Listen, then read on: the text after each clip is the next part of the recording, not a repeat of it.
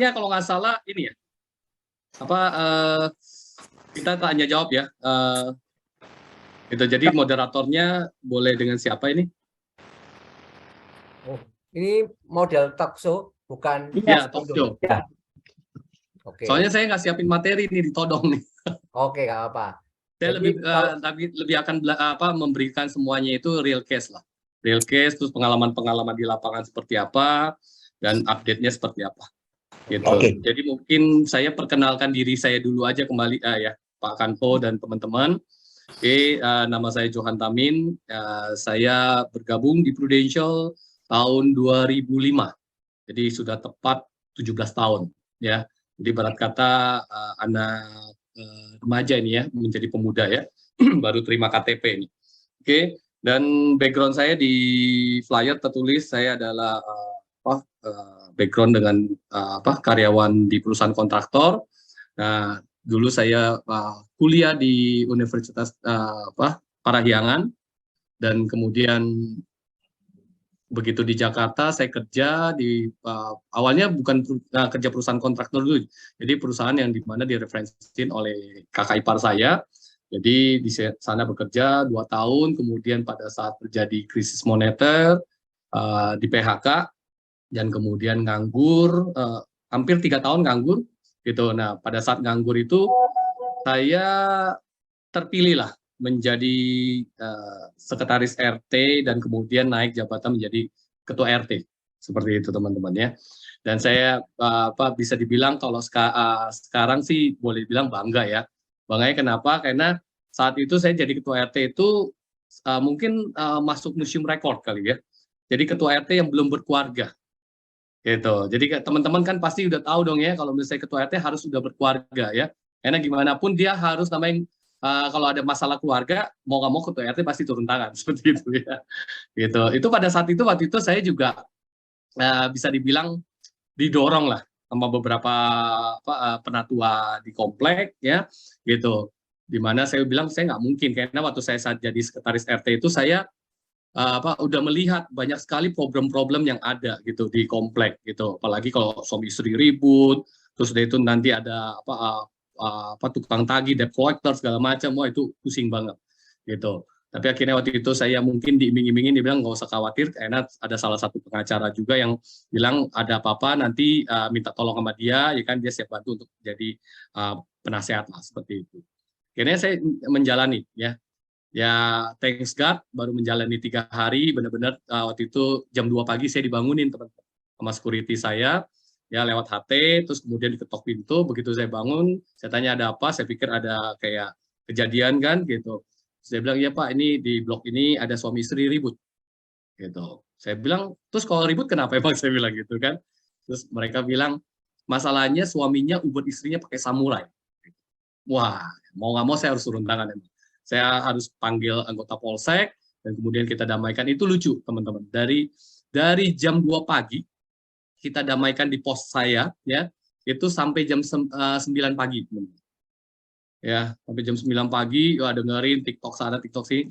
Dan lucunya begitu udah damai jam 9 pagi, turun dari pos saya baru 3 langkah dari tangga, kemudian istrinya salah ngomong, ribut lagi. Masuk lagi ke pos saya sampai setengah 12. Wah, luar biasa emang saya bilang. Jadi bisa dibilang setengah hari saya habis waktunya ya, seperti itu. Jadi itulah yang membuat saya bisa dibilang matang belum pada waktunya teman-teman ya gitu. Jadi ya seperti ini ya, gitu, rambut tipis, rontok gitu ya. Nah, terus ada hikmahnya teman-teman. Ini langsung sekalian saya kasih tips juga ya teman-teman ya kepada teman-teman. Ada hikmahnya menjadi seorang influencer atau bisa jadi pengurus ya, kalau bisa jadi ketua RT, RW ya seperti itu. Itu banyak sekali hikmahnya teman-teman ya. Yang berhubungan dengan bisnis kita gitu. Dan ini saya bagikan waktu itu tips ini, kebetulan waktu itu ada satu teman juga di Prudential di agensi lain yang pada saat saya speaker itu dia mendengar dan kemudian dia praktekkan di rumahnya. Dan kemudian 3 tahun kemudian saya bicara lagi di tempat itu, dia say thank you, dia bilang dia sekarang udah jadi ketua RT dan dia bisa mencapai Star Club dan tim dia maju seperti itu. Tadinya biasa-biasa aja, flat ya. Apa sih tipsnya yang bisa saya bagikan? Yang pertama teman-teman ya, Karena gimana pun emang jabatan yang paling rendah adalah ketua RT ya teman-teman di dalam struktur pemerintahan gitu. Tapi itu udah bisa membuat kita berorganisasi dengan baik karena itu kita juga dihargain kan di lingkungan. Jadi salah satunya adalah gini. Pada saat saya memulai bisnis ini, saya untuk kalau mau ketemu orang itu bisa dibilang gengsi ya teman-teman. Gengsi. Gengsi saya itu gede sekali teman-teman. Ya kalau enggak dulu kan waktu zaman di kontraktor itu kalau orang kan yang nyari kita ya gitu. Ini sekarang kita yang mesti nyari orang seperti itu. Itu di mana gengsi saya terkok habis gitu. Dan kemudian saya tertampar dengan satu statement dari seseorang yang di mana apa? Gengsi membuat hidup Anda tidak bergengsi. Nah, itu penting teman-teman. Gengsi membuat hidup kita tidak bergengsi. Seperti itu. Saya pikir-pikir, saya dalamin maksudnya apa? Oh iya, kalau saya punya gengsi gede, maka saya nggak akan hidup bergengsi. Mendingan saya malu-maluin, tapi hidup saya bergengsi. Seperti itu ya. Nah, terus kemudian udah saya mulai tuh teman-teman ya. Saya waktu itu bisa dibilang ya kisah lama saya itu saya nggak ungkit di sini. Yang jelas saya memulai bisnis saya di Prudential itu dari nol. Jadi nggak ada kendaraan. Jadi untuk saya mau naik angkutan umum kayaknya nggak gue banget, gengsi saya. Ya, saya gengsi. Tapi gimana caranya? Karena saya punya hikmat dan saya sebagai ketua RT waktu itu, saya punya security itu masih satu shift itu ada 4. Ada 4 berarti kan saya buat 3 shift 12 orang. Nah, itu pokoknya saya taruh di setiap shift itu harus ada motor. Artinya security yang punya motor, teman-teman. Ya, terutama dandrunya seperti itu. Nah, pada saat jam 8 mereka overshift, mereka apel, jam 8.15 mereka udah selesai, kurang lebih 8.20, 8.30, pokoknya saya udah pinjam motor security saya. Saya pinjam motor security saya melakukan yang namanya nesting. Ya, saya pergi ke beberapa tempat seperti itu, terus kemudian ada ke tempat klien saya yang di ASMK, di situ saya nesting. Nah, habis itu kenapa saya bisa namanya di komplek jadi ketua RT yang tadi punya manfaatnya banyak di bisnis kita? Yang pertama, teman-teman, nanti saya akan cerita ya kenapa dari kontraktor menjadi agent. Ingatkan saya. Jadi waktu itu gini teman-teman, ya jadi apa sih yang saya dapat pada saat saya jadi ketua RT? Yang pertama, data seluruh keluarga itu ada. Ya, saya di lingkungan saya itu ada kalau nggak salah waktu itu kurang lebih 150 atau 160 kakak, teman-teman. Dan pada saat itu saya telepon ke sekretaris saya, kebetulan yang lebih tua dari saya bilang, Ko Akyat tolong dong, minta tolong semua data warga kasih ke saya. Gitu. Jadi nama, tanggal lahir semua lengkap, teman-teman. Ya, lengkap. Terus habis itu udah saya dapat. Kemudian saat itu, ya kan, ya saya mulai tuh mencoba namanya buat ilustrasi segala macam. Ya, terus untungan pertama itu ya, jadi data itu kita dapat. Kedua, biasanya kan kalau misalnya kita udah dapat begitu, terus kemudian kita samperin, pasti ada yang bilang, saya sudah punya, bla bla bla bla seperti itu. Tapi ada di dalam hati saya berpikir, apakah benar dia udah punya ya? Akhirnya saya punya hikmat lagi teman-teman. Kebetulan tukang pos itu, nah dulu kan zaman tukang pos ya teman-teman, kalau sekarang mah udah enggak ya. Nah tukang pos itu waktu itu kan ngirim tuh pernyataan transaksi Prudential kan banyak sekali ya. Itu saya security saya bilang, tolong besok Pak Agus tukang pos menghadap ke saya, ke rumah saya. Dia bilang oke siap. Begitu besok datang tukang posnya tanya ada apa Pak? Saya bilang Pak Agus kan kirimin ini ya surat-surat yang dari Prudential ke warga saya kan banyak ya, banyak Pak. Gitu kan. Tolong besok boleh nggak di data Bapak kirimnya ke siapa aja dan blok apa nomor berapa? Saya bilang gitu. Siap Pak, gitu kan. Besoknya itu 1-2 hari saya udah dapat data itu teman-teman.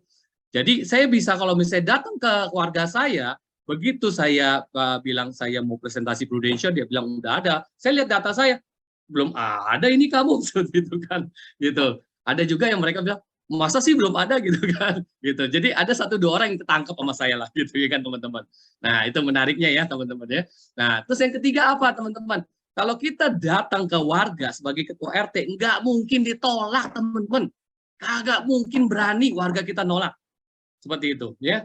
Kalau misalnya mereka nolak, wah repot urusannya itu. Bisa-bisa minta surat pengantar segala macam dipersulit. Seperti itu ya teman-teman. Nah, jadi pada saat itu waktu itu saya bawa map saya, kan saya datang, ke satu warga yang saya sudah incer, punya mobil banyak segala macam kan, gitu. Terus saya datang, terus pembantu kan yang keluar, itu saya bilang ada Pak Ali gitu kan, dia bilang ada, ikan ada ibunya. Terus dari dalam teriak siapa, gitu kan. Pembantunya bilang Pak RT Bu, katanya gitu. Oh iya suruh masuk gitu kan, gitu. Jadi otomatis nggak mungkin ditolak, ya. Begitu saya di dalam, ditanyakan ada apa Pak RT, ada yang bisa kita bantu nggak? Iya, saya bilang saya dari Prudential, saya pengen jelasin presentasi gini.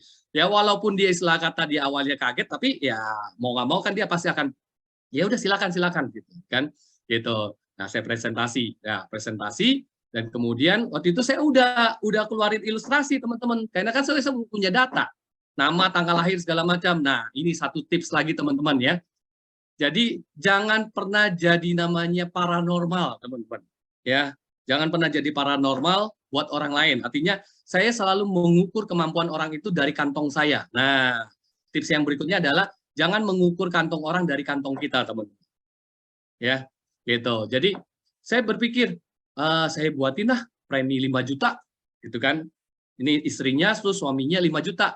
Terus saya pikir-pikir lagi, 10 juta satu bulan gede banget ya. Kayaknya waktu itu 10 juta buat saya gede, teman-teman. Saya waktu itu di Prudential mungkin komisinya masih di bawah 5 juta. Bagi saya, kayaknya gede banget ya 10 juta. Akhirnya saya mengurangi lagi, teman-teman. Saya mengurangi lagi jadi 2,5, itu pun buat saya kayaknya kegedean. Akhirnya saya buatnya adalah 2,5 buat suaminya, istrinya 1,5. Seperti itu kan. Nah, terus kemudian udah saya kasih ke dia, terus kemudian, nah ini bagus. Dia bilang, oke, besok jam 12, saya akan kabarin Bapak. Nah, ini yang luar biasa, teman-teman. Besoknya, saya, kan biasa kita sebagai agent, biasanya jarang sekali ya, bisa dibilang 0, sekian persen nasabah yang telepon bilang, oke, saya setuju mau ambil. Betul ya teman-teman ya? Itu biasanya kita yang jemput bola, seperti itu. Waktu itu saya sudah gregetan, jam 12 kurang 5, kayaknya dia belum telepon, apa saya telepon aja ya gitu kan. Tapi saya akhirnya pikir, ya udahlah saya nepatin istilah kata pegang janjinya dia, tunggu jam 12. Tapi benar teman-teman, ini benar-benar dari semua nasabah yang ada, ya. Cuma dia doang yang nepatin janji dia, teman-teman, seperti itu ya. Nah, jam 12 tepat dia telepon saya. Ya, terus dia bilang, "Oke, Pak RT, kan gitu. Kita udah diskusi ya gitu dan kita setuju untuk ambil ini." Ya, gimana prosesnya dia bilang gitu kan. Saat itu jujur ya teman-teman, saya nggak happy. Saya nggak happy. Saya nyesel gitu, teman-teman. Kenapa saya nyesel? Kenapa ya gue buat 2,5 sama 1,5 ya? Wah, ini dia teman-teman. Nah, dari situlah saya belajar, teman. Jangan mengukur kantong orang dari kantong kita, ya. Itu tips ya. Nah, kemudian selanjutnya apa? Ketua RT, enaknya apa? Teman-teman mesti ingat, 2 kali 24 jam tamu harap lapor, betul ya teman-teman ya? Gitu. Benar nggak teman-teman ya? 2 kali 24 jam tamu harap lapor. Nah, di sini inilah keuntungannya jadi seorang ketua RT ya, gitu. Pada saat kalau misalnya ada yang lapor kepada saya datang, ya pasti di ruang tamu saya waktu itu saya tinggal sama orang tua saya, karena kan belum nikah, ya sama mama saya, sama cici saya, gitu. Itu saya ada papan whiteboard, teman, whiteboard kecil lah seperti itu kan. Nah, kemudian pasti saya akan guide teman-teman, ya. Dan biasanya kan tahu sendiri ya teman-teman, begitu biasalah basa-basi kan orang. Laporan ikan gitu, Pak, iya ini ya kita baru tinggal di sini ya, atau kita punya tanah di sini ya, nanti tolong di ini ya, gitu kan. Ujung-ujungnya mereka akan basa-basi apa? Nanyakan kerjaan kita apa, RT bisnisnya apa, betul ya teman-teman ya. Dan pada saat saya sebutkan Prudential, teman, Anda tahu apa yang terjadi? Ada yang langsung tiba-tiba diam, ada yang tiba-tiba langsung, oh ya udah oke, kalau kayak gitu ya, kayaknya itu aja cukup ya Pak RT ya, gitu ya kan, kita masih ada urusan lain seperti itu ya kan, gitu. Pokoknya kayak ilmu cepat menghilang gitu teman-teman ya. Tapi saat itu saya langsung bilang, tunggu dulu bentar, saya bilang. Saya minta Anda dengarkan apa yang saya presentasikan. Saya mau minta pendapat, saya bilang. Saya mau minta pendapat kalian gitu kan. Pokoknya saya nggak mau tahu lah gitu, istilah kata saya harus menyampaikan kan, setiap orang harus kita presentasi ya, gitu kan. Semakin banyak kita presentasi, maka rasio closing-nya akan semakin besar.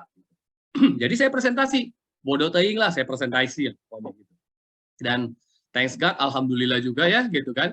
Dari sekian banyak, kan ya ada 2 lah yang closing teman-teman. Ya walaupun closingnya mungkin kayak nggak enak, karena saya tahu itu premi 300 dan 500 teman-teman ya, seperti itu. Tapi at least ya kan, disitulah ya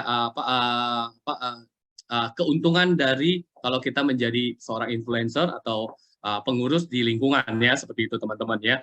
Nah, terus kemudian untuk nanti namanya tim ya juga bisa dapat juga dari sana ya teman-teman.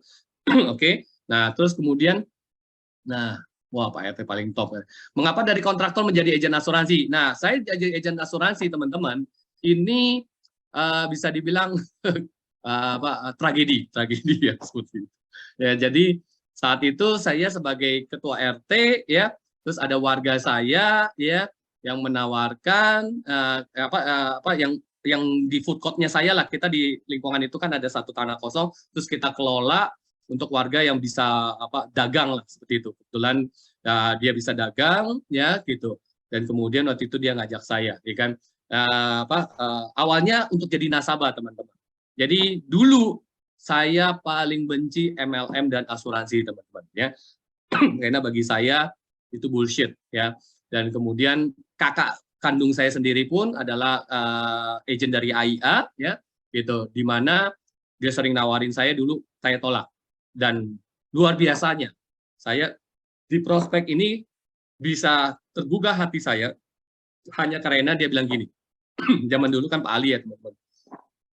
Sorry. Pada saat dipresentasikan, kemudian dikasih tahu, ditanyakan, menurut Bapak mana yang bagus? Saya jelas bilang produk inilah, saya bilang kan asuransi bagus. Tapi kan saya punya alasan, sorry nih, walaupun bagus, ya pengeluaran saya gede, saya bilang pendapatan pas-pasan, saya bilang beda-beda tiket sama pengeluaran, gitu kan, istilah kata nggak ada sisa lah, gitu kan. Ya jadi saya nggak bisa nih menyisikan, gitu. Nah ini tips nih buat teman-teman nih, ya si agennya pintar, dia ngeliat saya ngerokok teman-teman, ya karena di meja itu ada rokok, ya terus dia bilang, kamu ngerokoknya satu hari berapa bungkus? Karena dulu kan saya sebagai supervisornya di lapangan, jadi berhubungan dengan mandor tukang, itu kan ngerokok saya kencang teman-teman. Ya itu saya bisa sehari 2 bungkus teman-teman. Dan thanks God hari ini saya stop total udah 8 tahun. Itu pun karena dari nasabah saya yang kena cancer. Wah itu luar biasa. Ya, jadi saya ngeliat pengalaman itu membuat saya memutuskan saya berhenti. Nah pada saat dia tahu saya 2 bungkus, dia bilang, dia tanya gini, Pak, menurut Bapak rokok ini bagus nggak buat masa depan? Nah ini pertanyaan si malakama. Ya, kalau saya bawa bagus berarti tololnya saya kelihatan ya teman-teman ya, gitu. Kan jelas-jelas kan di dalam rokok itu udah tertulis merokok bisa bla bla bla bla seperti itu kan. Ya saya jawab ya nggak bagus lah gitu kan. Gitu dia bilang.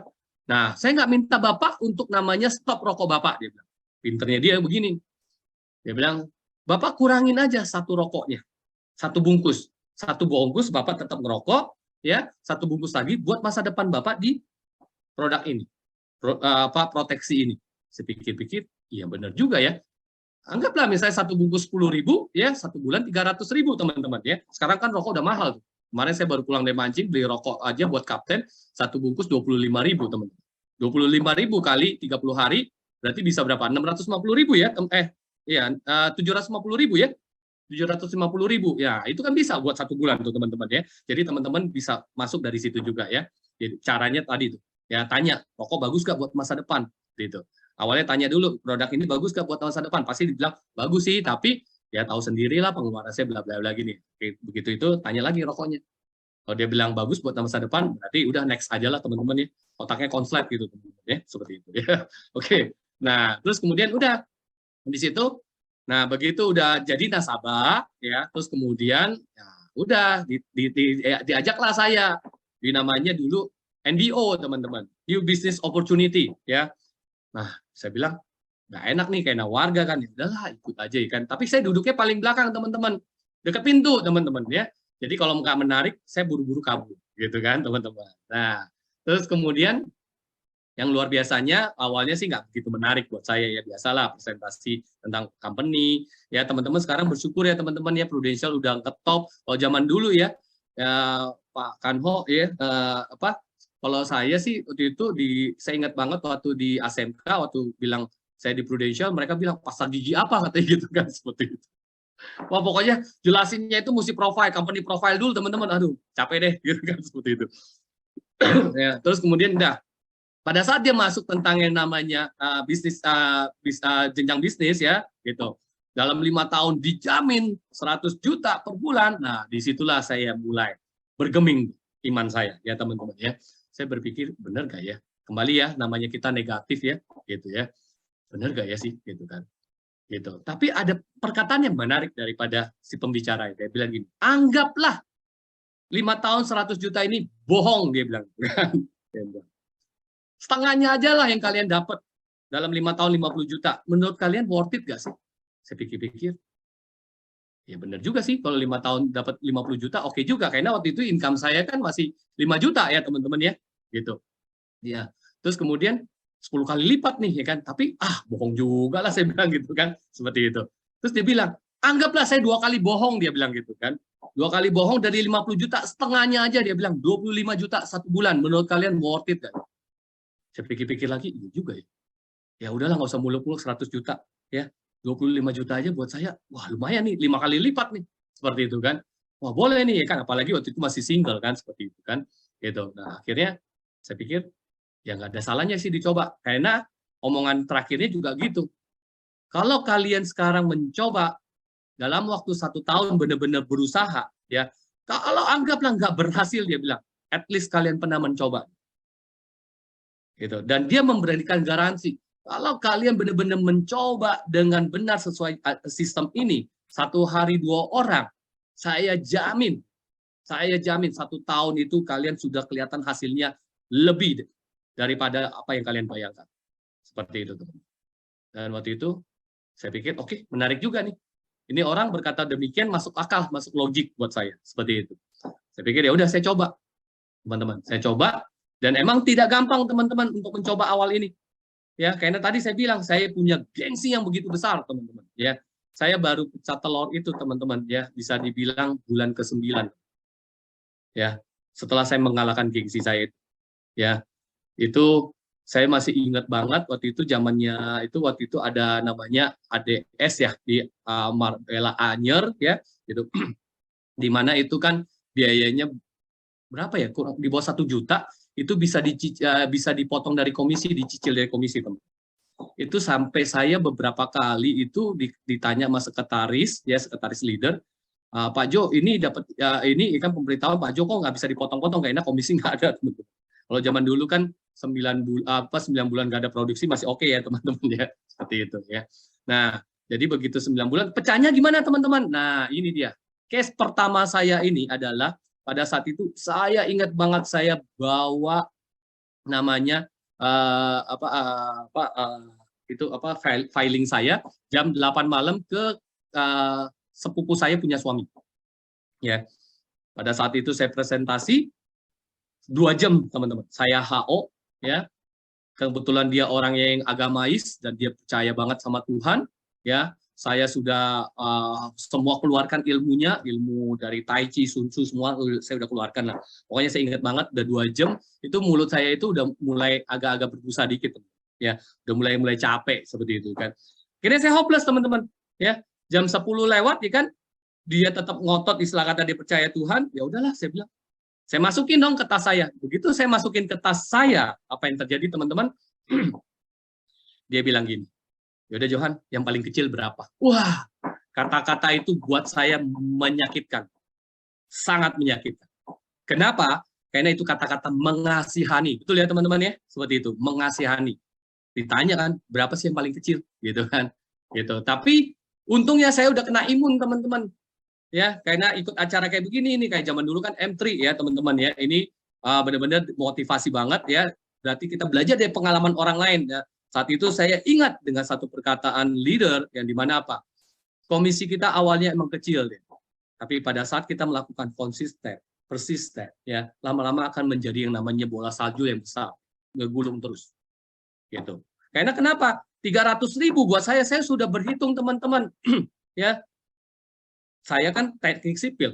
Kalkulator saya jago, teman-teman, ya kan? Itu kurang lebih 55.000 saya dapat komisinya, teman-teman. Bagi saya gila 55.000, kayaknya harga diri gue jatuh banget seperti itu, teman-teman, ya. Tapi saya balik, saya positif, ya. Kan belajar ya dari space repetition, if you think negative, you become a negative.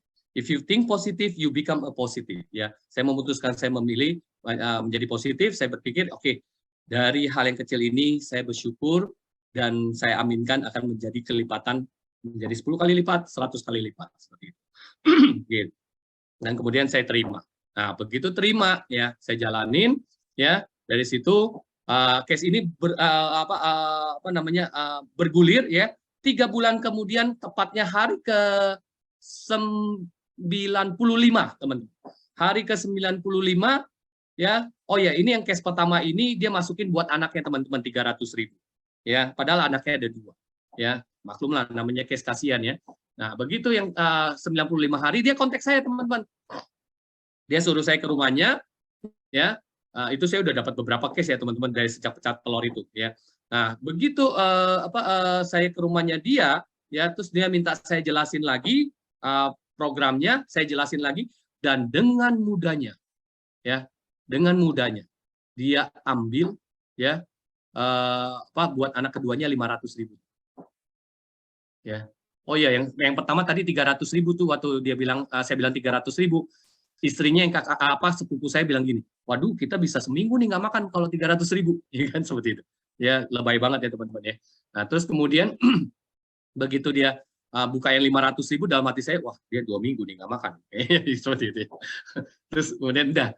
Nah, dia belum 95 hari, kurang lebih 90 hari lah, atau di bawah 90 atau kayaknya antara segitu.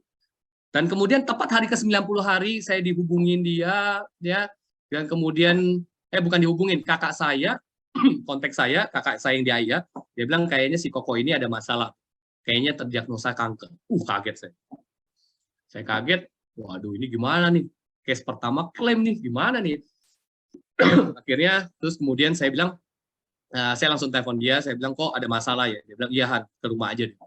Begitu ke rumah, saya sudah bolak-balik polisi dia, saya lihat dia jujur apa enggak, segala macam kan. Terus kemudian dia itu saya tanya-tanya sama beberapa leader gimana, kalau case yang pertama begini-gini gitu. Udah, begitu saya udah dapat senjata full, saya tanya ketemu dia, saya ngobrol, dia bilang, iya Han.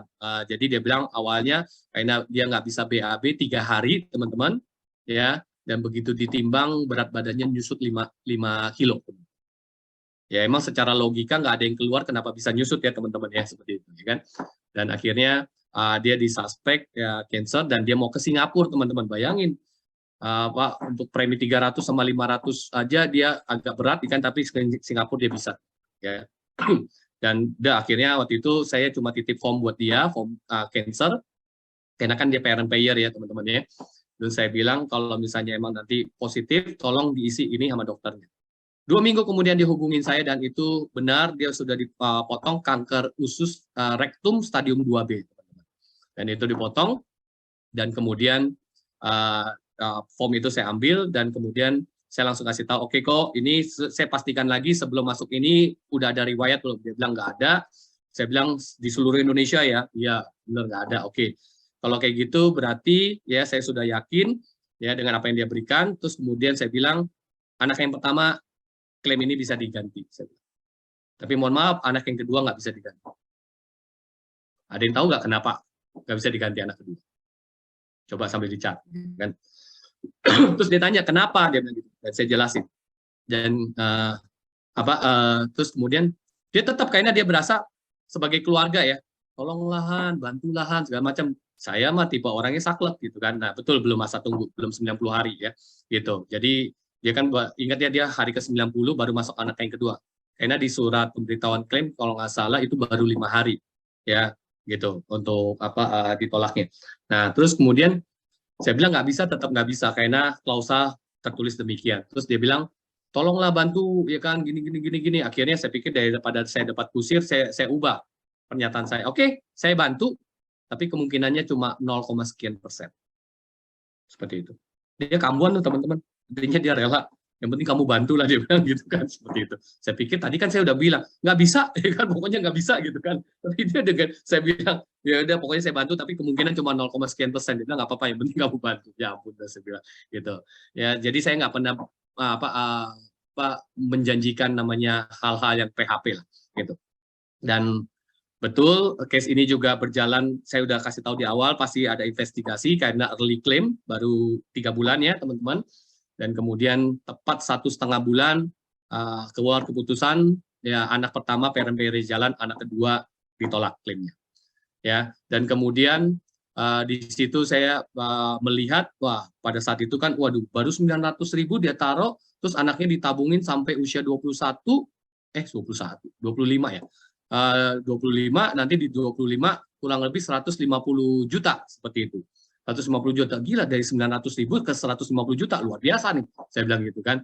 Dan kemudian dari situlah modal saya lebih kuat lagi teman-teman. Lebih kuat lagi saya untuk sharing. Jadi kalau saya ketemu orang yang anti asuransi, wah saya senang banget. Saya senang banget. Kenapa? Karena terbukti waktu itu agent saya ngajakin saya, dia bilang kok ini gue tadi barusan prospek ada tukang bakmi di pasar, dia bilang gitu kan. Dia anti asuransi, dia bilang gitu kan. Boleh nggak tolong bantuin saya? Saya bilang, emang nggak ada yang lebih baik lagi ya, saya bilang ya anti asuransi. Terus dia bilang, kan katanya ini senang ketemu orang anti asuransi, dia bilang gitu kan. Saya bilang ya udahlah, kita coba gitu kan. Betul teman-teman. Pada saat datang, terus dia bilang, iya itu ya kan klaim begini ya kan. Ternyata itu klaim saudaranya, ya. Terus pada saat dia ngomong gitu selesai, saya bilang iya betul kok. Saya juga ngalamin kok nasabah saya ditolak klaimnya. Nah, tuh dia kan, kata dia, benar kan, dia bilang gitu kan. Jadi kita samain frekuensi dulu teman-teman, biar kita kesannya berpihak pada dia, gitu ya.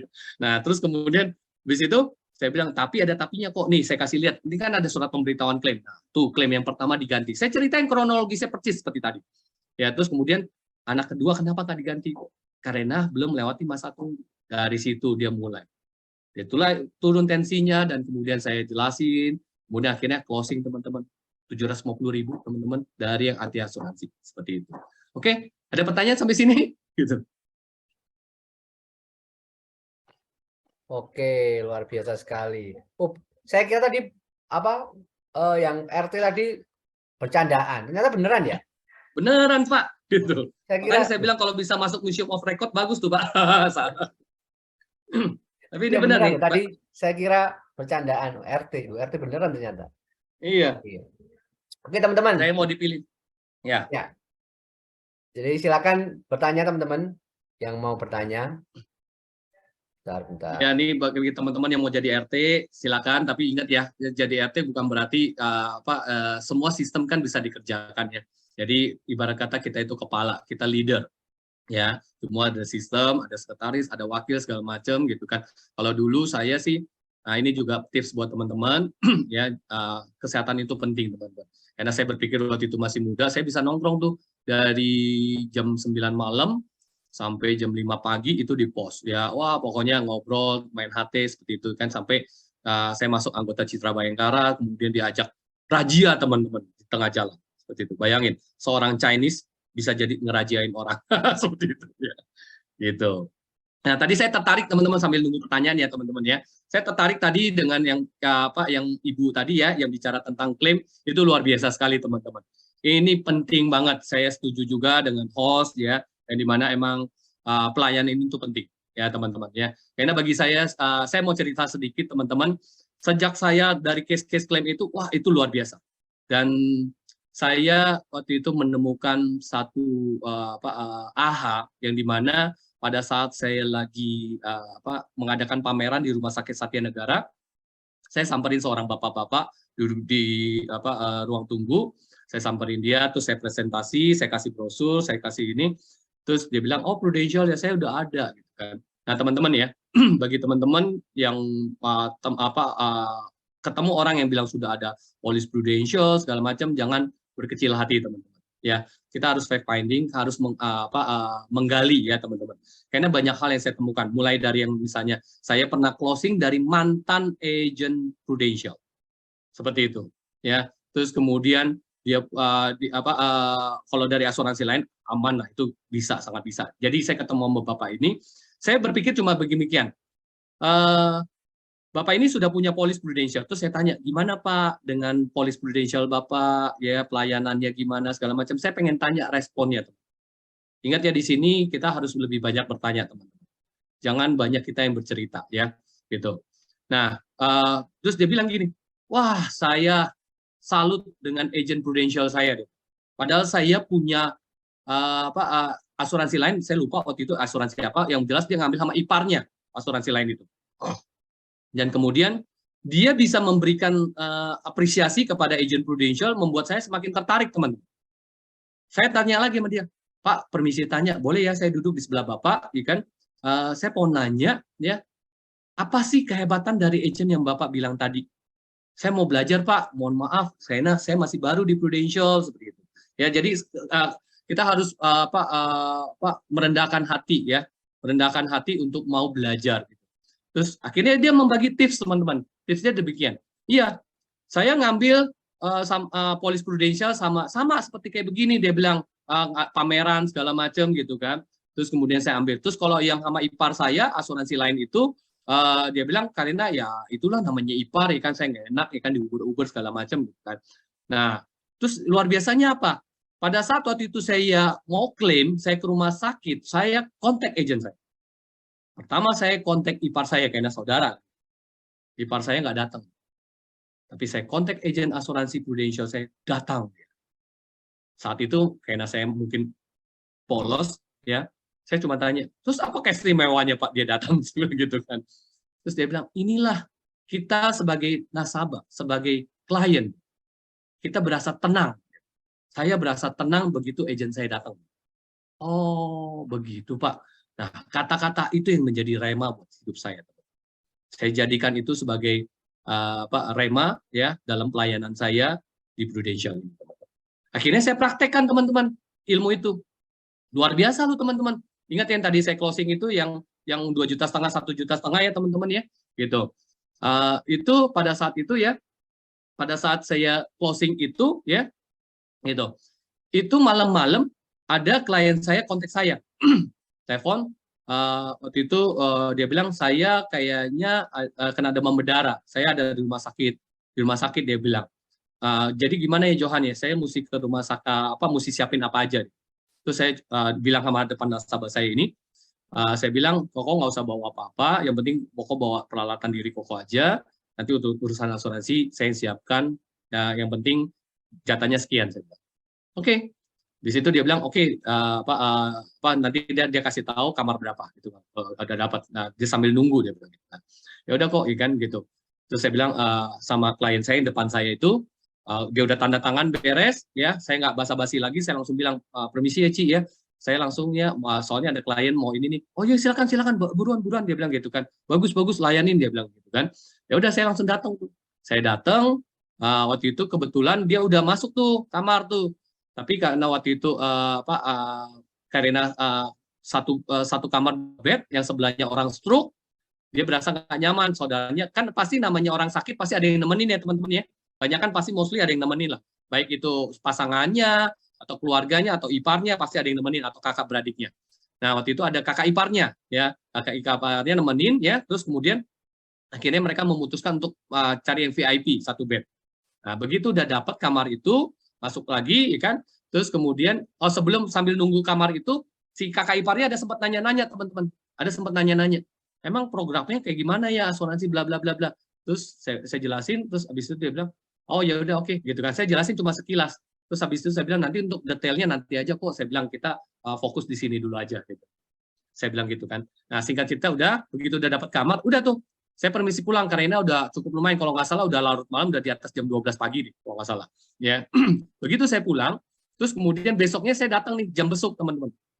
Jam besuk saya datang, saya sengaja bawa turun file saya ya buat prospek itu ya, dan kemudian form claim, teman, form claim ya, form claim saya bawa ikan dengan alasan saya mau minta tanda tangan dia dong.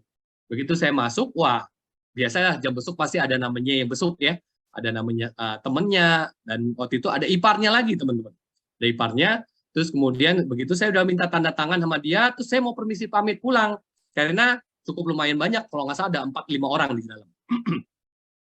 Iparnya yang semalam temenin dia itu langsung panggil saya, John, sini dulu, bentar dulu, duduk dulu aja dia. Gitu. Tolong jelasin lagi dong yang semalam kayak gimana. Gitu. Udah, saya jelasin lagi. Saya jelasin lagi lebih detail, habis itu dia putuskan, oke, saya mau ambil dong, kan? Yang preminya 1,5 sebulan, ya. Tahu nggak yang amazing buat saya? apa yang dia keluarkan dari omongan dia setelah dia memutuskan ngomong seperti itu. Dia ngomong di depan teman-temannya klien itu, ya kan? Dia bilang, tahu nggak kalian kenapa sih saya mau ngambil asuransi sama Johan? Teman-temannya ada yang nanya, iya kenapa? Dia bilang, kemarin ipar gua begitu sakit, terus dia telepon, agent ini langsung datang. Gitu. Ini yang gua cari, dia bilang. Ya, ini yang gua mau. Terus teman-temannya bilang, oh iya, gitu ya. Wah, boleh deh, kita juga deh buatin, katanya gitu kan. Nah, itu rekomendasinya oke, teman-teman ya. Jadi, apa yang saya dapat ilmu itu, saya langsung segera praktekkan, teman-teman. Makanya saya punya semboyan dalam hidup saya, di dalam bisnis ini, pelayanan yang dari hati tentunya pasti akan menyentuh hati.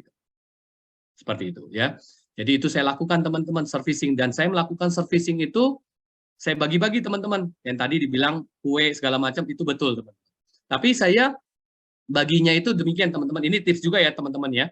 Terserah kalian mau pakai apa enggak, itu saya bongkar semuanya tipsnya ini ya. Jadi saya bagi, teman-teman, kelas servicing, teman-teman. Ini berguna juga ya. Ada nanti orang yang namanya, kok dia bisa begitu, ya kan? Kenapa dia bisa dapat begitu gitu kan? Nah, jadi saya membagi waktu itu kelas 300 sampai 500 itu hanya ucapan selamat ulang tahun, teman-teman. Ya, hanya ucapan selamat ulang tahun. Terus ulang tahun itu cuma namanya setahun sekali, teman-teman. Dan saya percaya teman-teman, orang sekaya apapun juga, kalau misalnya dia misalnya mau dikasih hadiah, kita juga bingung ya, mau kasih hadiah apa ya teman-teman. Kita mau kasih hadiah misalnya Montblanc, bagi dia mungkin itu murah banget, seperti itu kan. Tapi ada yang namanya hadiah itu yang nggak bisa kebayar, teman. Apa sih hadiahnya itu? Adalah perhatian, teman. Perhatian yang tulus itu tidak ada nilainya, teman. Dan mereka sangat menghargai. Nah, seperti itu ya. Jadi, saya klasifikasikan perhatian itu dalam bentuk, saya memberikan texting untuk namanya nasabah-nasabah yang 300 sampai 500. Ya, jadi saya menunggu tuh kalau misalnya jam 12 malam, ya, itu pasti saya sampaikan happy birthday buat nasabah-nasabah saya itu. Dan kadang-kadang bukan kadang-kadang, akhirnya begitu saya tahu ada satu handphone, ya sekarang nggak ada ya handphone itu, handphone namanya Nokia Communicator, teman-teman. Itu bisa kirim SMS otomatis, teman-teman. Sesuai dengan settingan kita. Begitu kita setting jam 12 tepat, ya, itu SMS akan terkirim. Kadang-kadang kan kita nungguin, kadang-kadang sampai ngantuk-ngantuk segala macam kan gitu kan. Sampai beberapa klien saya bilang, gila ya lu rajin banget ya setiap jam 12 ya gitu kan. Padahal dalam hati saya udah tidur sih gitu. Karena itu Nokia Communicator yang bekerja seperti itu ya kan. Gitu. Nah, terus apa yang saya lakukan buat yang namanya 500 sampai 1 juta ya. 500 sampai 1 juta itu saya memberikan yang namanya kue ulang tahun, teman. Kue ulang tahun yang namanya kecil. Yang kecil aja ya. Yang kecil zaman dulu sampai sekarang itu kurang lebih ya budgetnya saya adalah sekitar kalau sekarang ini ya sekitar kalau 500 sampai 1 juta ya sekitar 1 juta ya gitu di bawah ya 1 juta lagi 100.000 ya 100.000 ya gitu. Saya ada toko kue langganan, teman-teman, yang ukuran kecil ya. Terus kemudian yang di atas 1 juta sampai 2 juta itu lebih gede kuenya, teman-teman. Lebih gede ya. Nah, kemudian gimana tipsnya lagi ya kan? Masa sih tiap hari saya mesti nganterin terus ya seperti itu ya kan? Jadi saya ada namanya membuat mapping, teman-teman. Biasanya kan pasti klien-klien kita ada yang namanya di satu tempat itu banyak, teman-teman ya. Gitu. Nah, terus kebetulan waktu itu kan di daerah Taman Surya, terus kemudian saya punya toko kue, bukan punya toko kue, punya langganan toko kue di Taman Surya, terus itu ada lagi di daerah Kosambi seperti itu kan, atau di daerah Sunter seperti itu kan. Nah itu saya ngelihat teman-teman, saya nggak mau cari toko kue itu yang nggak ada namanya pemiliknya, teman-teman. Kayak misalnya dapur coklat segala macam itu saya wave, teman-teman. Saya mau cari yang homemade yang penjualnya itu ada pemiliknya. Tujuannya apa? Tujuannya ini buat namanya kita bisa selling, teman-teman ya. Apa yang saya lakukan? Yang saya lakukan adalah saya membuat data, teman-teman. Saya membuat data nasabah-nasabah saya yang ulang tahun itu plus alamat ya, dan kemudian saya mengajak kerjasama dengan toko kuenya. Saya bilang, oke, Ci, ya kan, ini saya punya nasabah, ya kan, ini daerah Palem dan Taman Surya, ya kan, ini alamatnya ini, ya, ini tanggalnya ini. Saya minta setiap tanggal hari hanya paling telat jam 8 pagi kue itu harus nyampe. Ya, kalau kue yang ukuran yang tadi yang kecil, ikan, saya kasih harga tuh di kolom keterangan. Ya, ini kuenya berapa, ini kuenya berapa, seperti itu ya. Gitu. Terus kemudian saya titipin namanya kartu amplop ya. Kalau di Prudential itu kan kita setiap kali kita dapat namanya klub, ikan kita dikasih ya. Gitu, kita dibuatin ya, seperti itu kan. Itu bagus teman-teman ya. Gitu. Jadi saya titipin itu, pokoknya saya udah tulis, ya kan? Jadi begitu mereka kirim, ya kan? Dan nyampe pasti nggak berapa lama dari jam 8 mereka sampai, pasti nasabah ada yang ucapin thank you, seperti itu kan. Dan beberapa kali ada nasabah saya sampai bilang, aduh gila ya lu rajin amat sih, udahlah gitu ngapain sih ya kan, repot-repotin lu segala macem gitu kan, habisin duit lu. Saya cuma bilang gini, kata kuncinya teman-teman, saya cuma bilang, it's okay kok, it's okay Ci. Ini adalah bentuk perhatian yang saya bisa berikan. Dan di situ itu menyentuh hati dia. Ya, dia bilang, oh iya thank you ya, gitu, thank you banget dia bilang gitu kan. Nah seperti itu. Nah biasanya teman, biasanya ya, biasanya mereka kalau misalnya sudah dapat itu, mereka akan foto kan teman-temannya. Mereka akan foto. Zaman dulu kan di BB ya, zaman sekarang WhatsApp ya atau Instagram segala macam, mereka akan foto dan mereka akan upload teman-teman, betul ya? Mereka akan upload ya. Dan biasanya juga kan ada klien-klien kita itu yang dimana kan dapat referensi ya. Misalnya si A dari referensi si B, ya kan seperti itu kan. Pasti kan mereka saling temenan ya teman-teman ya. Nah, terus tentunya kan di status WA-nya mereka kan pasti bilang tuh, thank you Johan ikan buat ini ya kan segala macam ikan. Itu biasanya ada terjadi yang namanya iri teman. Ini tujuan saya gitu kan. Karena waktu itu ada ya yang saya lakukan contoh ya. Yang nasabah 2 juta sampai 5 juta itu saya pasti istilah kata bawa namanya ke restoran. Ya, bawa ke restoran, saya mengadakan surprise, teman. Ya, surprise-nya berbagai inilah, pokoknya nggak terduga. Biasanya saya kerjasama dengan pasangannya seperti itu. Oke, terus kemudian kalau di atas 5 juta, ikan itu tentunya ada yang lebih eksklusif lagi seperti itu teman-teman ya. Itu semuanya pokoknya lebih menyentuh hati lah. Sampai waktu itu saya minta anak saya yang bawa kue ulang tahun, mereka yang nyanyi kue ulang tahun itu. Atau nanti mereka udah di dalam ya di restoran itu, pokoknya kita udah cari restorannya, terus kemudian yang bisa namanya nyanyi atau apa yang live musik gitu kan, nanti kita yang nyanyi seperti itu. Jadi benar-benar surprise buat mereka seperti itu kan. Nah, seperti itu. Nah, jadi itu yang saya lakukan. Nah, pernah satu waktu ada nasabah yang saya yang waktu itu dia preminya kalau nggak salah 5 juta ya kan gitu. Itu dia mengupload ya, mengupload terus kemudian ada yang cuma dapat kue aja ya, ingat ya teman-teman ya. Yang cuma dapat kue aja terus dia bilang, "Kok dia bisa dapat begitu?" Dia bilang gitu kan. Gitu. Dia bilang ke saya loh, "Johan, kok dia bisa dapat begitu?" Dia bilang gitu kan. Saya bilang, "Iya, soalnya maaf ya gitu kan. Pak, saya membedakan dari klasifikasi premi." Saya bilang. Tentunya servicing itu berbeda. Ya contohlah kayak di bank, namanya priority dengan nasabah biasa berbeda, teman-teman ya. Gitu. Jadi saya membuat seperti itu. Sampai akhirnya dia bilang, "Oh, begitu ya. Boleh deh, ya kan saya naikin juga dong," katanya gitu. Saya mau dapat yang seperti itu. Gila ya, teman-teman. Ada yang bisa seperti itu, teman-teman. Itu kejadian 2 orang sih, ya, 2 orang ya kan seperti itu kan. Nah, itu yang saya lakukan dan kemudian berjalannya waktu saya melihat ipar saya karena dia nasabah besar di BCA ya, itu dia udah mulai tuh. Dulu kan zaman dulu kan kalau ulang tahun paling cuma dikirimin parcel segala macam. Zaman sekarang tahu nggak, dikirimnya kue ulang tahun teman-teman sama bank juga ya, seperti itu ya kan. Nah terus saya pikir wah, punya gue berarti ide gue udah diciplak nih ya kan, gue mesti punya tampil berbeda. Akhirnya apa, saya memutuskan ada sesuatu yang berbeda lagi. Apa yang berbeda ya, ini saya bagi kepada teman-teman khusus buat agensi Harvest ini ya teman-teman ya. Saya bagi apa sih yang namanya spesial, yaitu adalah ulang tahun pernikahan mereka. Ya, karena jarang sekali orang namanya melakukan servicing di sini. Ya, bahkan istilah kata pasangannya pun kadang-kadang lupa, teman-teman. Ya, seperti itu. Jadi gimana caranya pada saat misalnya mereka closing, ya, mereka closing, terus kemudian saya langsung tuh kan ditanyakan penerima manfaatnya siapa pasangan, saya langsung minta boleh minta nggak akte nikahnya seperti itu kan, saya foto. Nah dari situ kan ketahuan tuh tanggal pernikahannya segala macamnya kan gitu. Nah itu ditaruh di agenda saya, itu saya lakukan begitu tanggal pernikahan itu, apa yang saya lakukan adalah memberikan ucapan kepada kedua belah pihak. Dan saya banyak sekali dapat yang namanya thank you, terutama dari kaum pria, kaum suami, yang dimana apa? Thank you ya, lu ingetin gue ya, thank you ya, dia bilang gitu kan. Dia bilang gitu.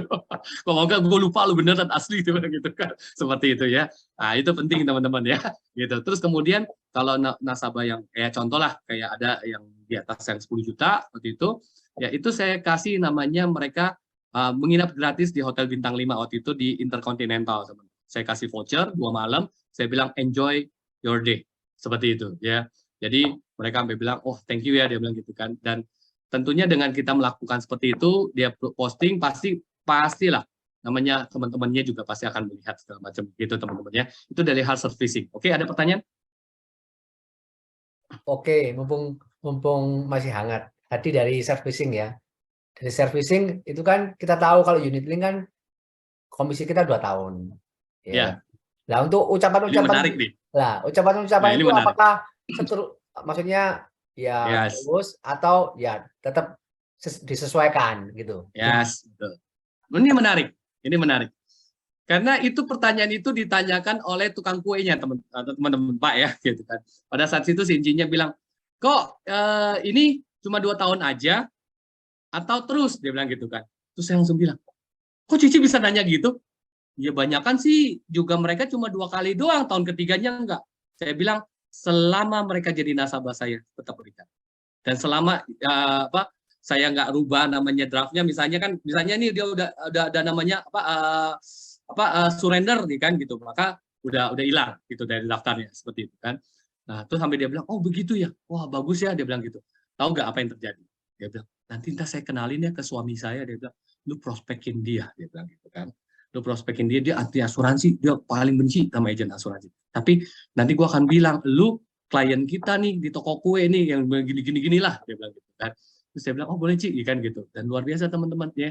Saya ketemu suaminya emang galak teman-teman ya kan gitu begitu. Mencairkannya apa? Nah, kan dibilang sama istrinya kan, dibilang apa? Ini loh, dia kan pembeli tetap loh, ya kan. Di mana dia punya daftar ini kan, dan bukan hanya 2 tahun, dia terus seperti itu, ya kan. Nah itu, sampai suaminya kan mau nggak mau kan jadi lebih baik ya, karena gimana pun saya customer dia teman-teman ya, seperti itu kan. Otomatis waktu itu PIA dia masuk 200 juta, terus premi satu keluarga kurang lebih 5 juta per bulan, seperti itu teman-teman. Ya, kenapa teman-teman nggak usah khawatir namanya berkat teman-teman. Ya, pada saat kita memberikan hal seperti itu ya kan, gitu. Jadi kalian berkat yang lainnya itu nggak akan berkesudahan. Saya ambil contoh dari hal servicing claim ya teman-teman. Ini luar biasa. Ya, saya juga membagi klaim saya. Ya, nggak semua orang itu bisa saya samperin klaimnya. Artinya semua nasabah saya. Kalau nasabah-nasabah yang namanya priority ya, kemanapun mereka pasti saya akan samperin. Misalnya mereka ke Singapura, saya akan samperin. Seperti itu. Ya, itu ada di YouTube saya, teman-teman. Ya, terus kemudian apa yang terjadi, teman-teman, pada saat itu ya, ini nasabah dia tidak pernah namanya memberikan referensi, karena lumayan kaya. Dia 1 bulan buat suaminya itu 25 juta, istrinya 15 juta, terus anak-anaknya itu 3 juta bertiga, seperti itu teman-teman ya. Terus kemudian udah itu pada saat dia klaim namanya operasi miom di Singapura ya, itu saya terbang ke sana teman. Saya terbang, terus kemudian saya udah dapat penginapan segala macam. Terus begitu dia sudah namanya mau operasi besoknya, saya datang, terus kaget dia bilang, wah kamu bisa datang, kamu pesawat, hotel semua dibayarin ya. Dia tipe orang yang modelnya nanyanya itu langsung to the point. Dari Prudential dong membayar. Saya bilang, enggak Ci, ini semua kita keluarin sendiri gitu kan. Terus dia bilang, wow luar biasa, dia bilang gitu kan. Ya, ini bentuk servis saya. Ini bentuk perhatian saya. Ingat, kata perhatian itu nggak pernah hilang dari saya. Ini bentuk perhatian saya kepada Cici dan keluarga saya gitu. Terus dia bilang, oh gitu ya, thank you ya Johan ya, dia bilang gitu. Iya. Terus besoknya di Mount E itu begitu habis operasi udah boleh pulang kan, gitu jam 11 itu benar-benar harus pulang. Itu sebelum jam 11 saya udah nongol di sana. Terus suaminya bilang, ini gimana? Saya bilang nggak apa-apa, tinggal aja. Saya yang urusin semua. Dan waktu itu tiket pesawat juga saya belum beli karena saya belum tahu selesai jam berapa, gitu kan. Sampai akhirnya si suaminya nggak enak hati, dia bilang nggak apa-apa, dia bilang apa saya temenin kamu deh kan, gitu kan, nggak apa-apa kok. Kan si cicinya udah pulang kan, Cici lebih butuh Koko dibanding Koko ada di sini, dia bilang temenin aja Cici di rumah, ya di Singapura di kondominiumnya, seperti itu. Dia bilang nggak apa-apa deh, saya sebentar deh, sambil nunggu kita tektokan yang dengan pihak ketiga ya gitu kan untuk penjaminan. Terus kemudian dia ada cerita tuh teman-teman, dia ada cerita iya nih ipar gua di grup ngomong Prudential jelek karena dia klaimnya sudah 3 bulan ya investigasi belum beres-beres seperti itu. Kamu bisa bantu gak? Saya bilang ya udah kita ngobrol aja sambil nunggu, kan? Kita ngobrol, ikan dia udah ngomong gini-gini ini. Terus saya tanya nomor polisnya berapa, ikan gitu. Dia nggak mau kasih. Mungkin dia belum percaya sama saya. Sampai akhirnya saya bilang ya udah nggak apa-apa, it's okay. Selesai ngobrol, ikan. Terus saya bilang udahlah kok, ikan tinggal aja. Akhirnya dia bilang bener nih Johan ya, saya tinggal ya nggak apa-apa ya, nggak apa-apa kok. Saya bilang, tinggal aja. Ini biar Johan yang urus semuanya. Di situ udah, ikan. Terus kemudian begitu rumah sakitnya ada kesalahan tuh, ya mereka ternyata bill orang lain yang dimasukin, ya sampai akhirnya saya bilang wah ini mah benar-benar kalian ini ngerjain saya nih, kan gitu. Karena saya cuma yakin itu cuma selisihnya di biaya pendamping teman-teman. Biaya pendampingnya itu kan kalau di Singapura itu kan 100 ya, 1 juta kan untuk ini untuk dapat dari Pru. Tapi karena dia itu dia 100 Sing dolar, kursnya kalau nggak salah 10.500, berarti kan ada selisih kurang lebih 50.000 ya teman-teman ya. Jadi saya anggap kayaknya selisihnya di situ teman-teman. Kayaknya yang lain overall pasti di cover. Gitu. Jadi saya pikir gini, ya udah kalau kayak gitu, berarti karena saya udah kenal dengan pihak yang namanya ngurusnya juga, saya bilang gini, saya titip kartu kredit saya aja, ya kalian foto semua segala macam gitu kan. Kalau misalnya nanti ada selisih, tolong deductible dari kredit card saya bilang gitu kan. Paling selisihnya cuma dikit, saya bilang gitu kan. Selisih biaya pendamping. Kayak mereka setuju tuh. Mereka setuju, ya kan. Terus kemudian udah saya langsung tuh begitu mereka udah setuju, saya langsung pesan pesawat, udah balik langsung, ya kan. Gitu balik. Nah, besok dapat kabar tuh klaimnya total 200 sampai 260 juta, 250 sekian ya untuk satu operasi minimum 1 malam seperti itu kan. Itu di cover full teman. Biaya pendampingnya pun yang lebih dikit itu di cover full seperti itu. Dan saya kasih tahu ke klien, saya bilang ini ya udah cover full, semua udah beres ya. Dan saya juga udah kasih tahu, saya update terus kan, saya bilang kok ini saya udah tinggal, nggak apa-apa saya titip kartu kredit saya, sampai dia nggak enak banget, dia bilang gila lu katanya gitu kan. Saya bilang it's okay, dia bilang, saya bilang don't worry, saya bilang gitu kan. Nah, terus kemudian begitu udah dia terima kabar yang udah disetujuin semuanya, udah ini dia thank you, nggak lama iparnya telepon saya. Iparnya telepon saya, dia bilang kok bisa ya lu ngurusnya satu hari beres gitu kan, ini gue 3 bulan ini kan gitu. Akhirnya saya coba menganalisa dan kemudian ya saya ada bantu dikit lah, ya thanks God ya kan gitu. Dari sejak saya bantu itu nggak sampai 3 hari kerja beres. Ya itu ada kesalahan ya dari tenaga pemasarnya juga seperti itu teman-teman. Ya jadi ada ketidakpahaman gitu. Ya jadi terus kemudian udah singkat cerita udah dia minta di review segala macam. Nah yang luar biasa 3 hari kemudian klien saya ini si Cici ini telepon saya malam-malam, saya masih ingat waktu itu saya lagi di Mall Ciputra, dia telepon saya, dia bilang Johan telepon kamu saya kasih ke teman saya ya. Teman saya ini yang punya yang catering ya, catering buat namanya Diklat yang nyalanya 24 jam, artinya cateringnya 24 jam gitu. Karena seluruh Indonesia Diklatnya gitu kan. Terus nanti tadi saya udah cerita soalnya pada saat dia datang besuk saya, terus ngobrol-ngobrol ya, kebetulan dia istri kedua ya, si istrinya ini yang temannya ini yang datang ini, terus si klien saya ini bilang iya semua gua beres, asuransi cover, dan yang luar biasa adalah agent gua, tahu gak, datang ke sana ngurusin, gua nggak tahu apa-apa, gua taunya cuma masuk pulang selesai, dia bilang gitu kan, saya nggak nunggu lama segala macam. Nah, sampai si temannya ini bilang oh ya, wah boleh juga tuh, dia bilang gitu kan, dikenalin seperti itu. Nah itu teman-teman, jadi dari situ servicing itu penting sekali teman-teman ya. Jadi banyak sekali yang saya dapatkan, banyak case yang saya belajar juga. Nah ini kelas teman-teman, sekalian juga saya kasih tahu upgrade ilmu teman-teman. Ya kebetulan oh ya sorry saya lupa ya kan. Saya juga thank you nih. Saya baru kelihatan ada Cipope tuh. Cipopel ya. Ini teman di IPP ya gitu.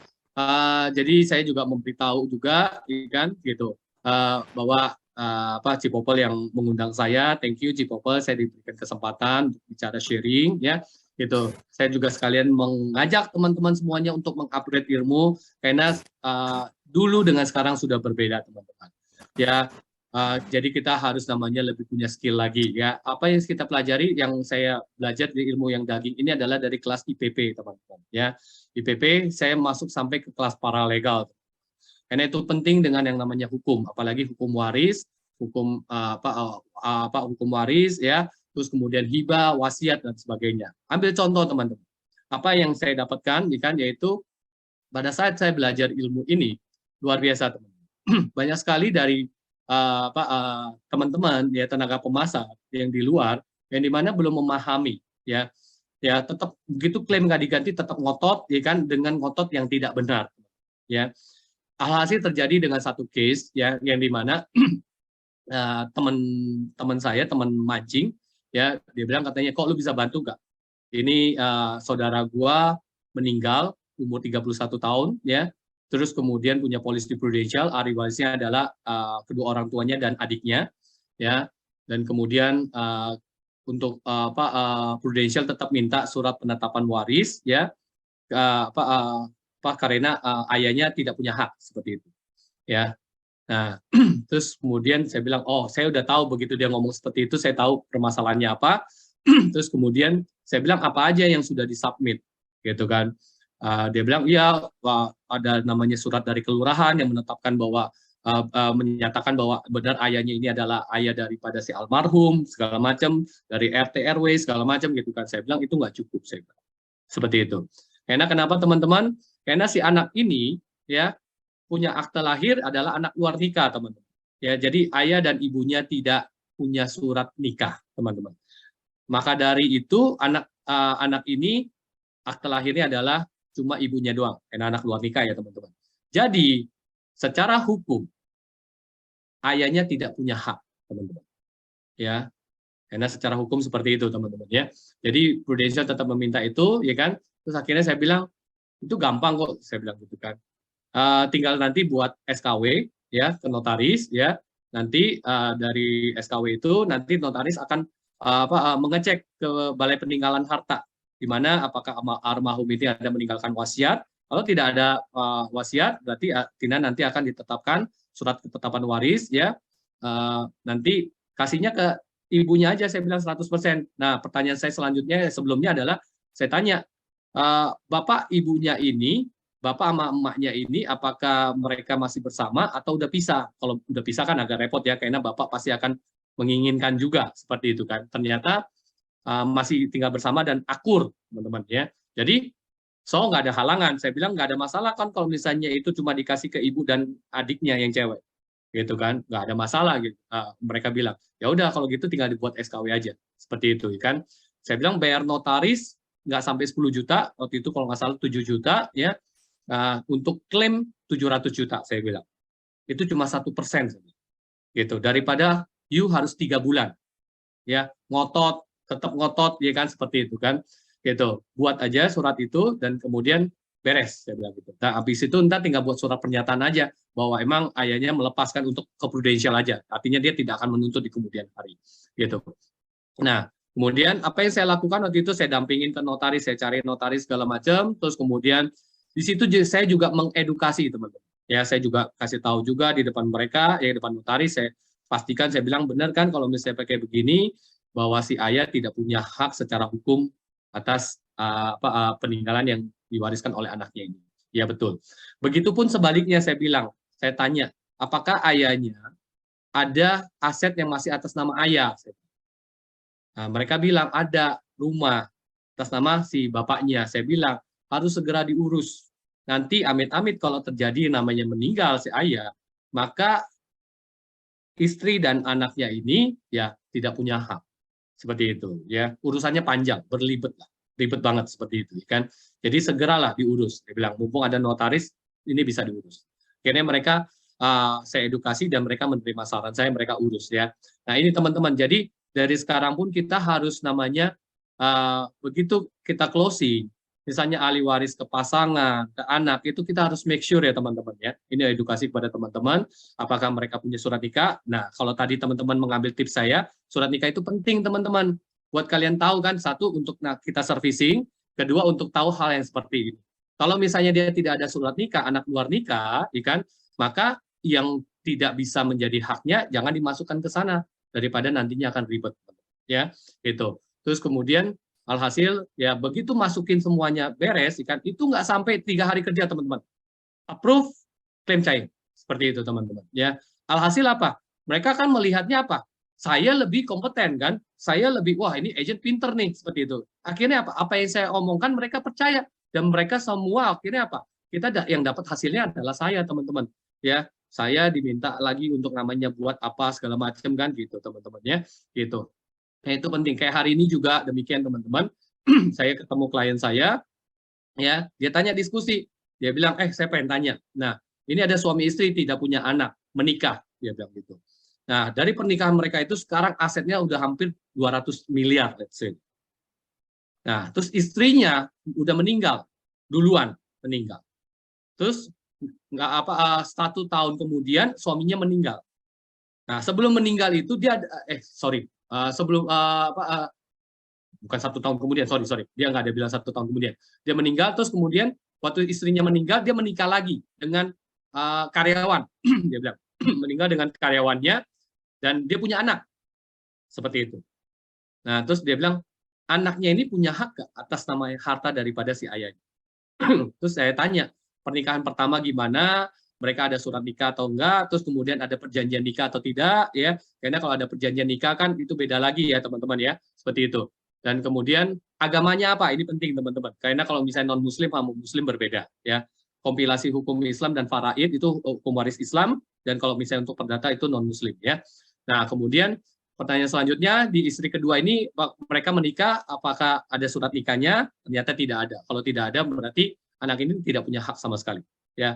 Bisa punya hak kalau dia mau mengurus namanya penetapan pengadilan yang dimana ayahnya mengakui bahwa ini anak seperti itu ya kan. Tapi kan ayahnya sudah meninggal, nah, prosesnya akan ribet.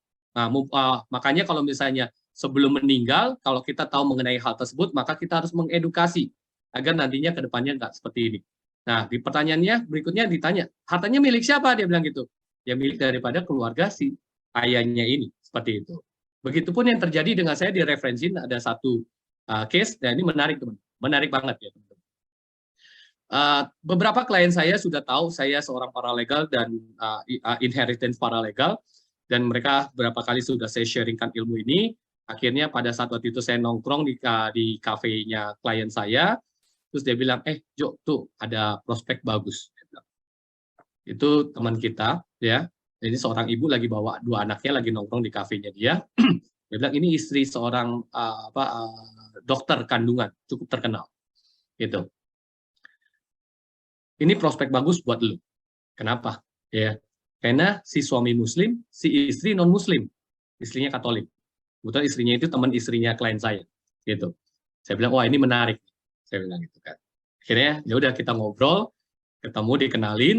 Terus saya bicara dengan istrinya ini, istri dokter ini, saya bilang, Bu, permisi tanya ya, saya bilang. Gitu. Saya kan dapat informasi bahwa Ibu istri seorang dokter, wah, tentunya ini saya kenal juga dokternya, saya bilang, ini keren banget, saya bilang gitu kan, pasti penghasilannya udah fantastis. Gitu. Dia biasalah senyum-senyum gitu kan. Terus saya bilang, permisi tanya, kalau misalnya, suatu saat kan semua orang pasti dijemput ya Bu ya, artinya meninggal. Pada saat meninggal pasangan kita, permisi tanya, harta yang sudah kalian miliki ini milik siapa? Terus dia bilang, ya milik saya dan anak-anak. Saya bilang, atas dasar apa Ibu ngomong demikian? Ya kan saya yang mendampingi dia dari namanya dulu dia jadi kenal sama suaminya itu dari sejak kuliah, ya kuliah kedokteran. Dari yang namanya kuliah, koas, segala macam, pokoknya jatuh bangunnya dia. Sampai ya bisa seperti ini. Saya bilang betul. Sorry Bu, saya tanya, benarkah suami muslim dan ibu non muslim, dan anak-anak masih kecil-kecil kan, seperti itu. Anak-anak kebetulan saya dengar juga ikut ke ibu ya semuanya. Terus dia bilang, iya. Ibu tahu nggak, kalau misalnya terjadi yang tadi, ya ibu tidak punya hak sama sekali. Anak-anak pun tidak punya hak sama sekali atas harta yang suami punya itu semua. Kaget dia, teman-teman. Kok bisa? Ya, iya.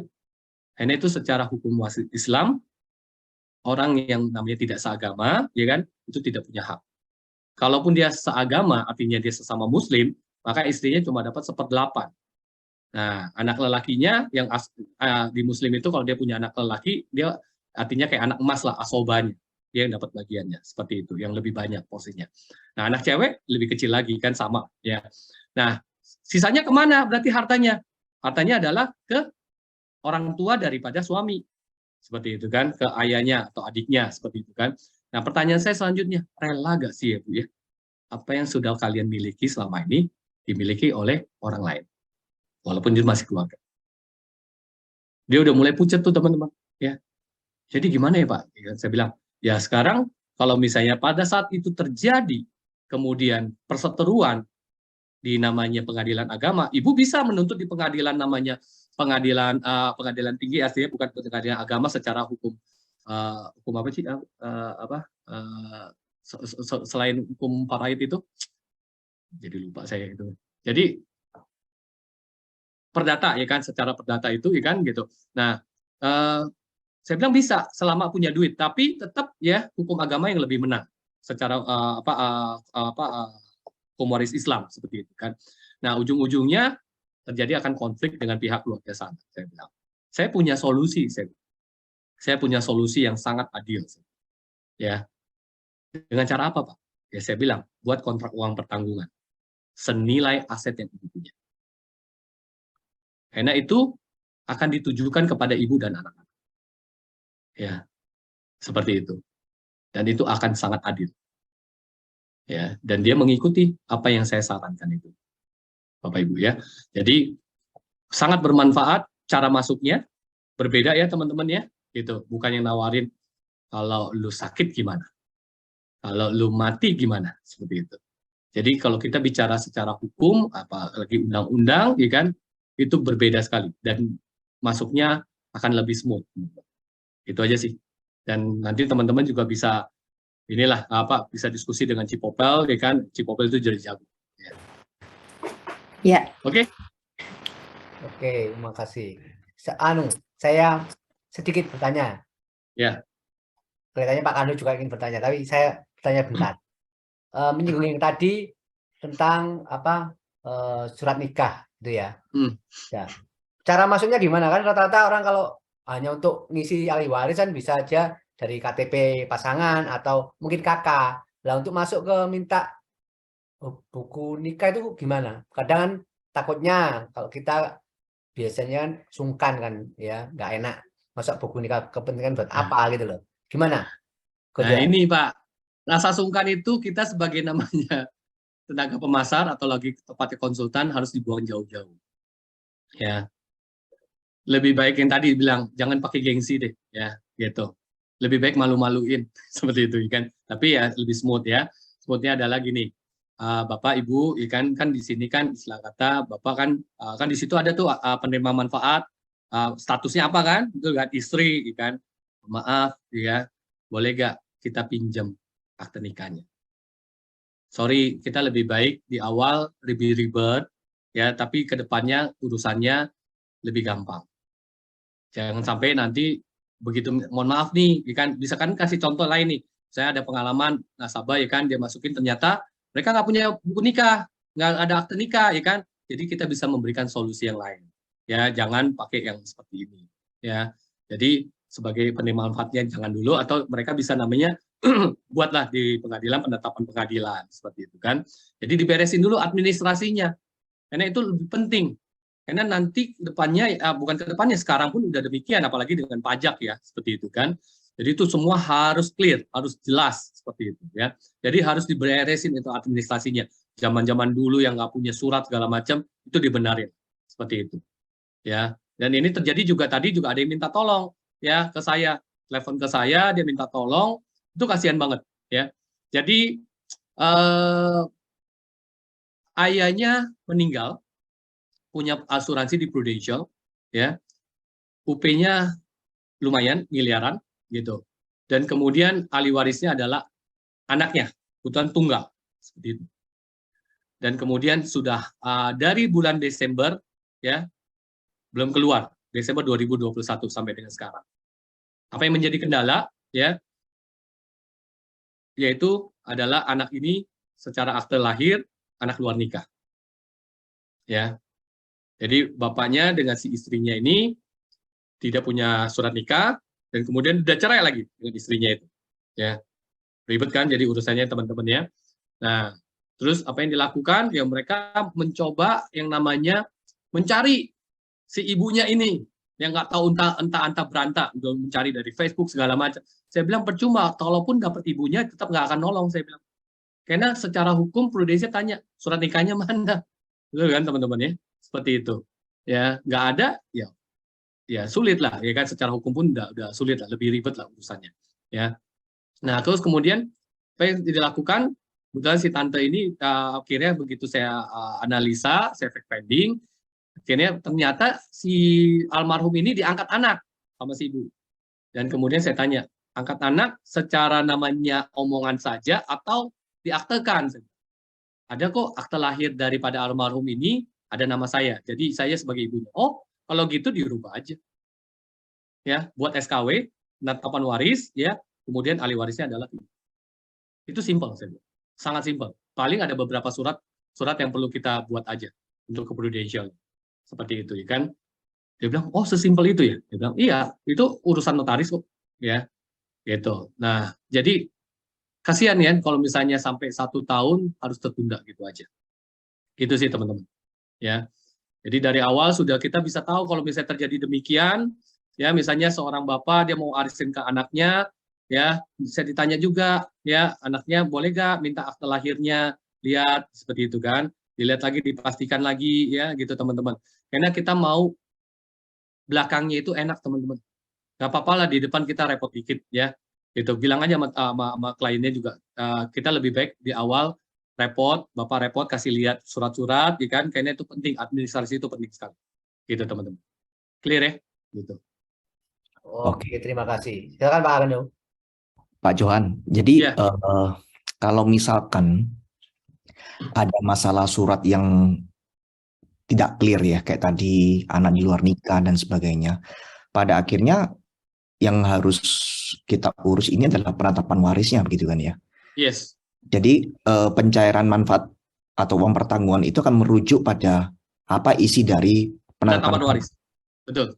Poinnya di situ kan intinya kan yes, ya? Betul. Jadi Prudential secara hukum pun mereka kuat. Seperti itu. Oke. Jadi intinya di sana kalau ada sesuatu yang tidak beres, yang tidak normal, gitu lah ya. Betul. Oke. Nah, ini yang jadi sering kendala adalah gini loh. Kalau kita tidak bisa menjelaskan dengan baik, ya, contoh ya. Mungkin agennya bisa menjelaskan, oke, dia mungkin kan Prudential kan akan minta penetapan pengadilan, terus kemudian penetapan atau notaris seperti itu kan. Nah, kemudian kan bagi nasabah akan berpikir apa, ribet amat, betul kan? Pertama ribet, kedua, waduh gue mesti keluar duit dong. Betul ya teman-teman ya? Seperti itu. Itu yang menjadi kendala besar teman-teman.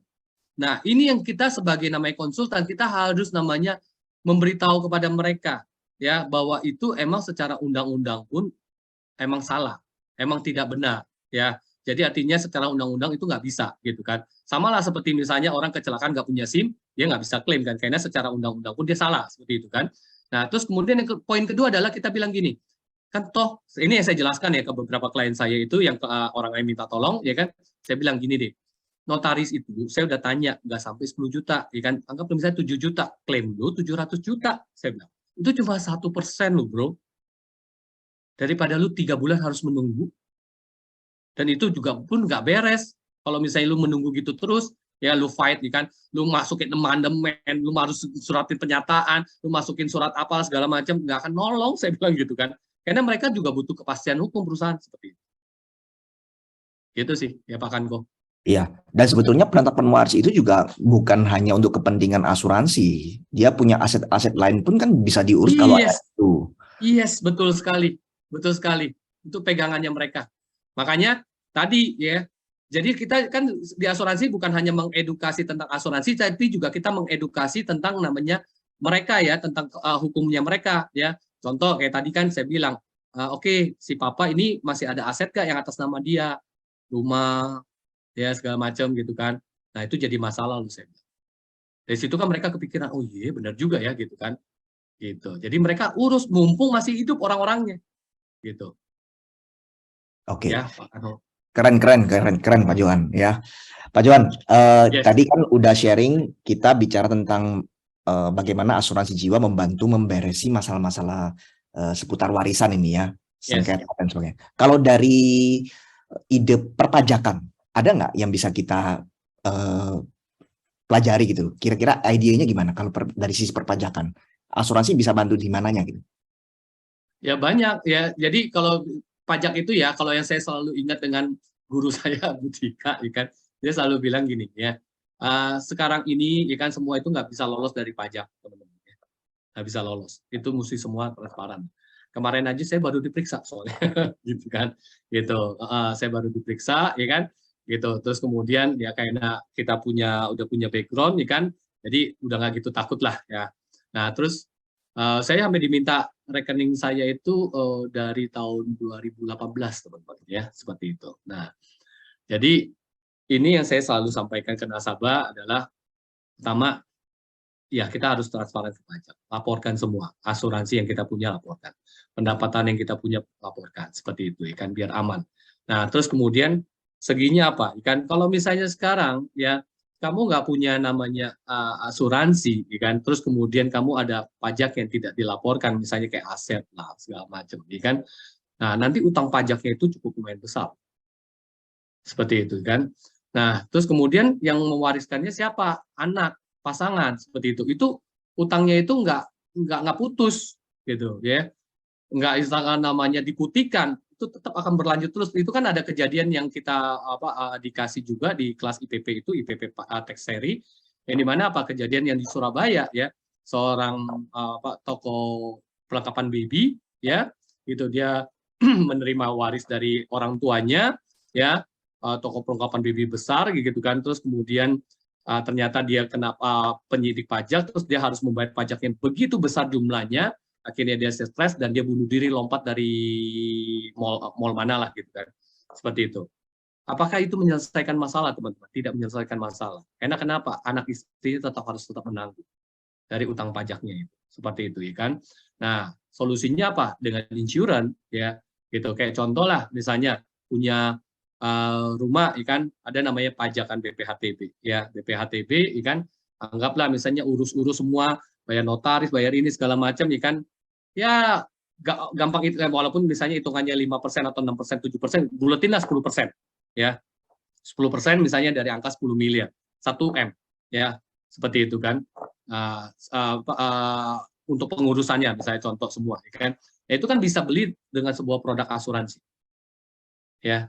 Jadi kita meninggalkan waris itu tidak dengan yang namanya bencana lagi buat keturunan kita.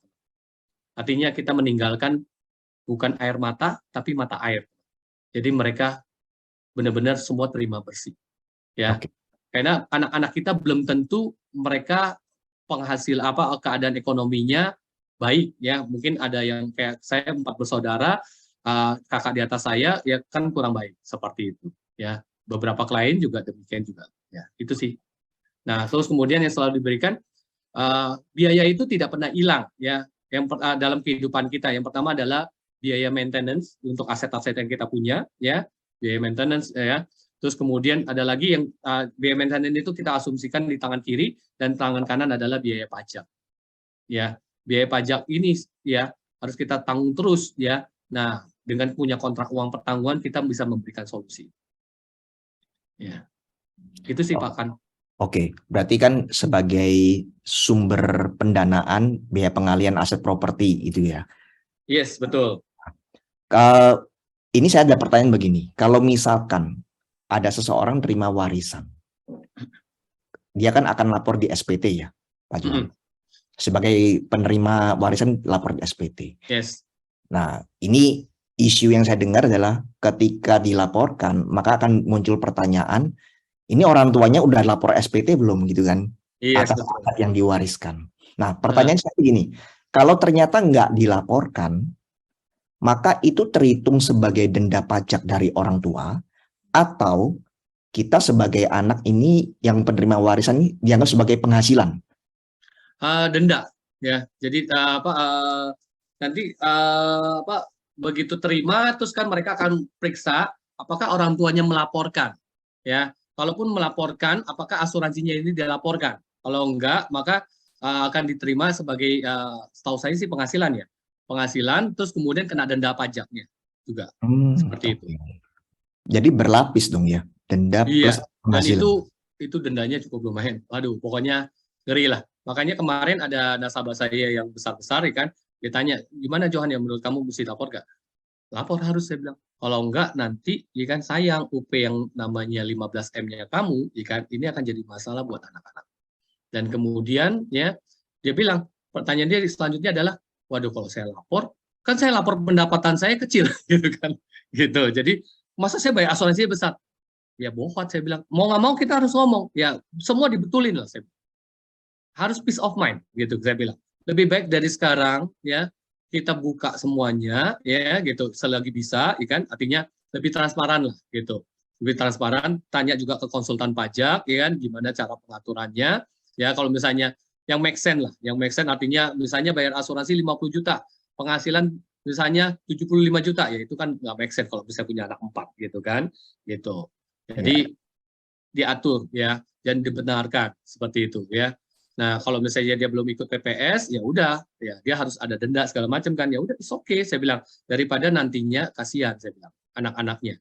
Kalian maunya meninggalkan mata air, jadi air mata nantinya, saya bilang. Seperti itu. Oke. Nah, ini teman-teman tolong diperhatikan ya. Jadi kalau nasabahnya punya polis, ingatkan nasabahnya untuk dilaporkan di SPT mereka. Polis memang bukan, UP itu bukan objek pajak, tapi kalau tidak dilaporkan, ini bisa jadi objek pajak jadinya, gitu ya. Yes. Oke, thank you Pak Johan. Ya. Oke. Ini satu lagi ya, satu pertanyaan lagi. Nah, tadi yang pertanyaannya Bu Elizabeth sudah terjawab ya, Bu Elizabeth ya, dari yang di-sharingkan sebelumnya. Ya, sudah, thank you. Oke. Mungkin ada satu pertanyaan lagi, silakan teman-teman. Sambil saya ini juga, saya cerita juga ya teman-teman ya. Ini real case juga dengan tetangga saya. Di kartu nama saya pun,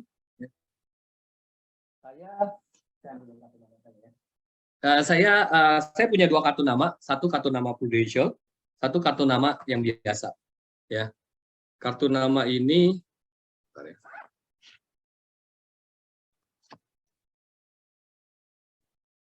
kartu nama ini tujuannya buat apa sih teman-teman? Buat namanya orang itu bisa mengingat kita, ya. Gitu. Jadi kartu namanya emergency card. Ya, ini saya belajar dari orang Singapura, ya teman-teman. Ya, dia punya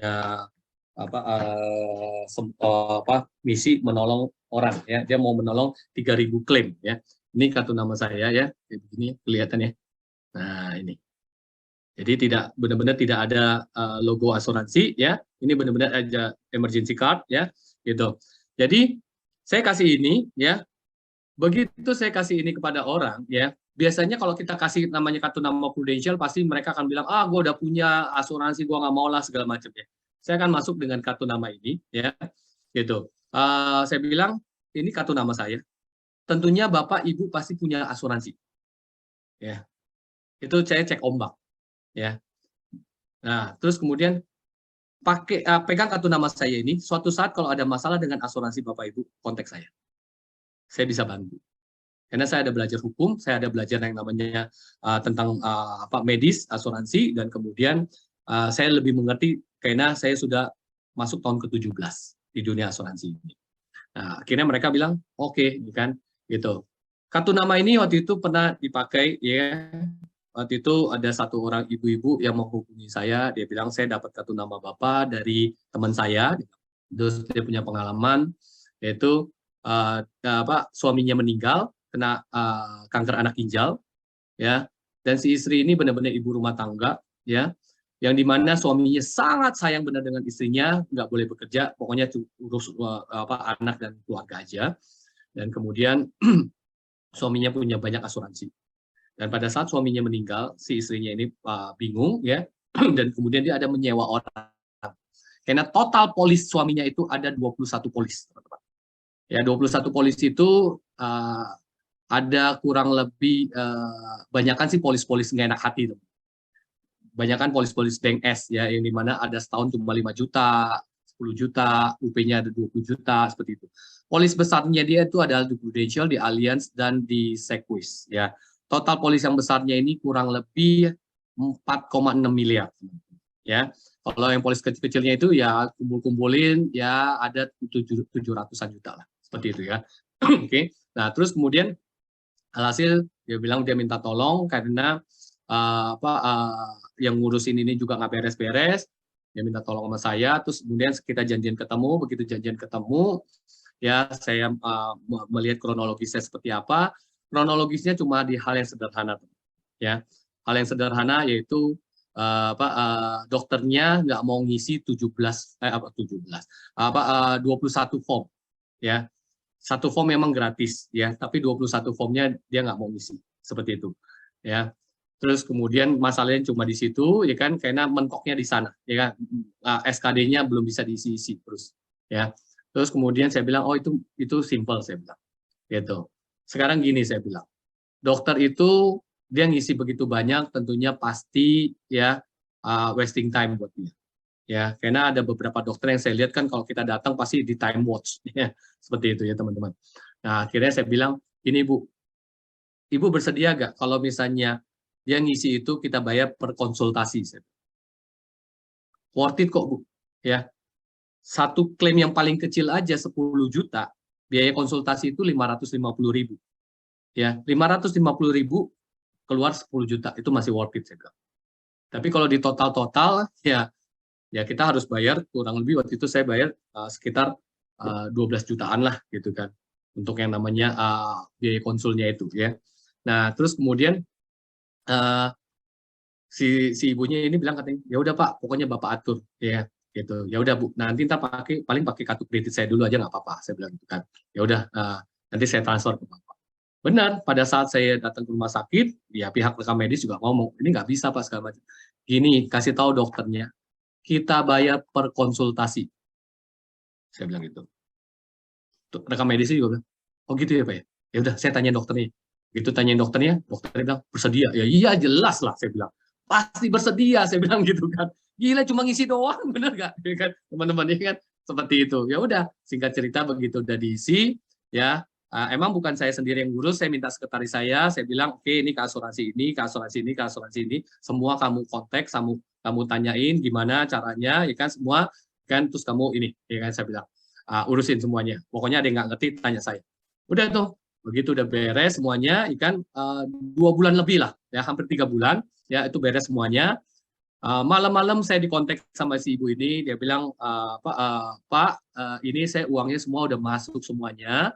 Dia bilang, saya terima kasih banget, ya kan? Saya harus bayar Bapak berapa? Terus saya bilang, bayar apa ya Bu? Ya kan? Bayar atas jasa Bapak bantu saya semuanya. Saya bilang, Ibu, terima kan kartu nama saya? Di kartu nama saya situ disuruh tertulis, saya bilang. Itu free, saya bilang. Gitu. Itu free, jadi itu free saya bantu. Jangan Pak, orang yang ngurus saya aja saya bayar nggak beres. Ini Bapak belum saya bayar, udah beres. Saya harus bayar Bapak. Nggak perlu, saya bilang. Nggak perlu, itu free. Paling saya cuma minta Ibu, ikan nanti ada waktu testimoni di YouTube saya, kan. Nah, waktu itu dia bersedia, tapi dia tunggu waktu itu momentumnya, artinya masih masa kedukaan, kan gitu. Terus suatu waktu waktu itu saya mau namanya datangin lagi, ya untuk yang namanya wawancara, ya kan. Dia bilang dia belum siap juga, ya kan.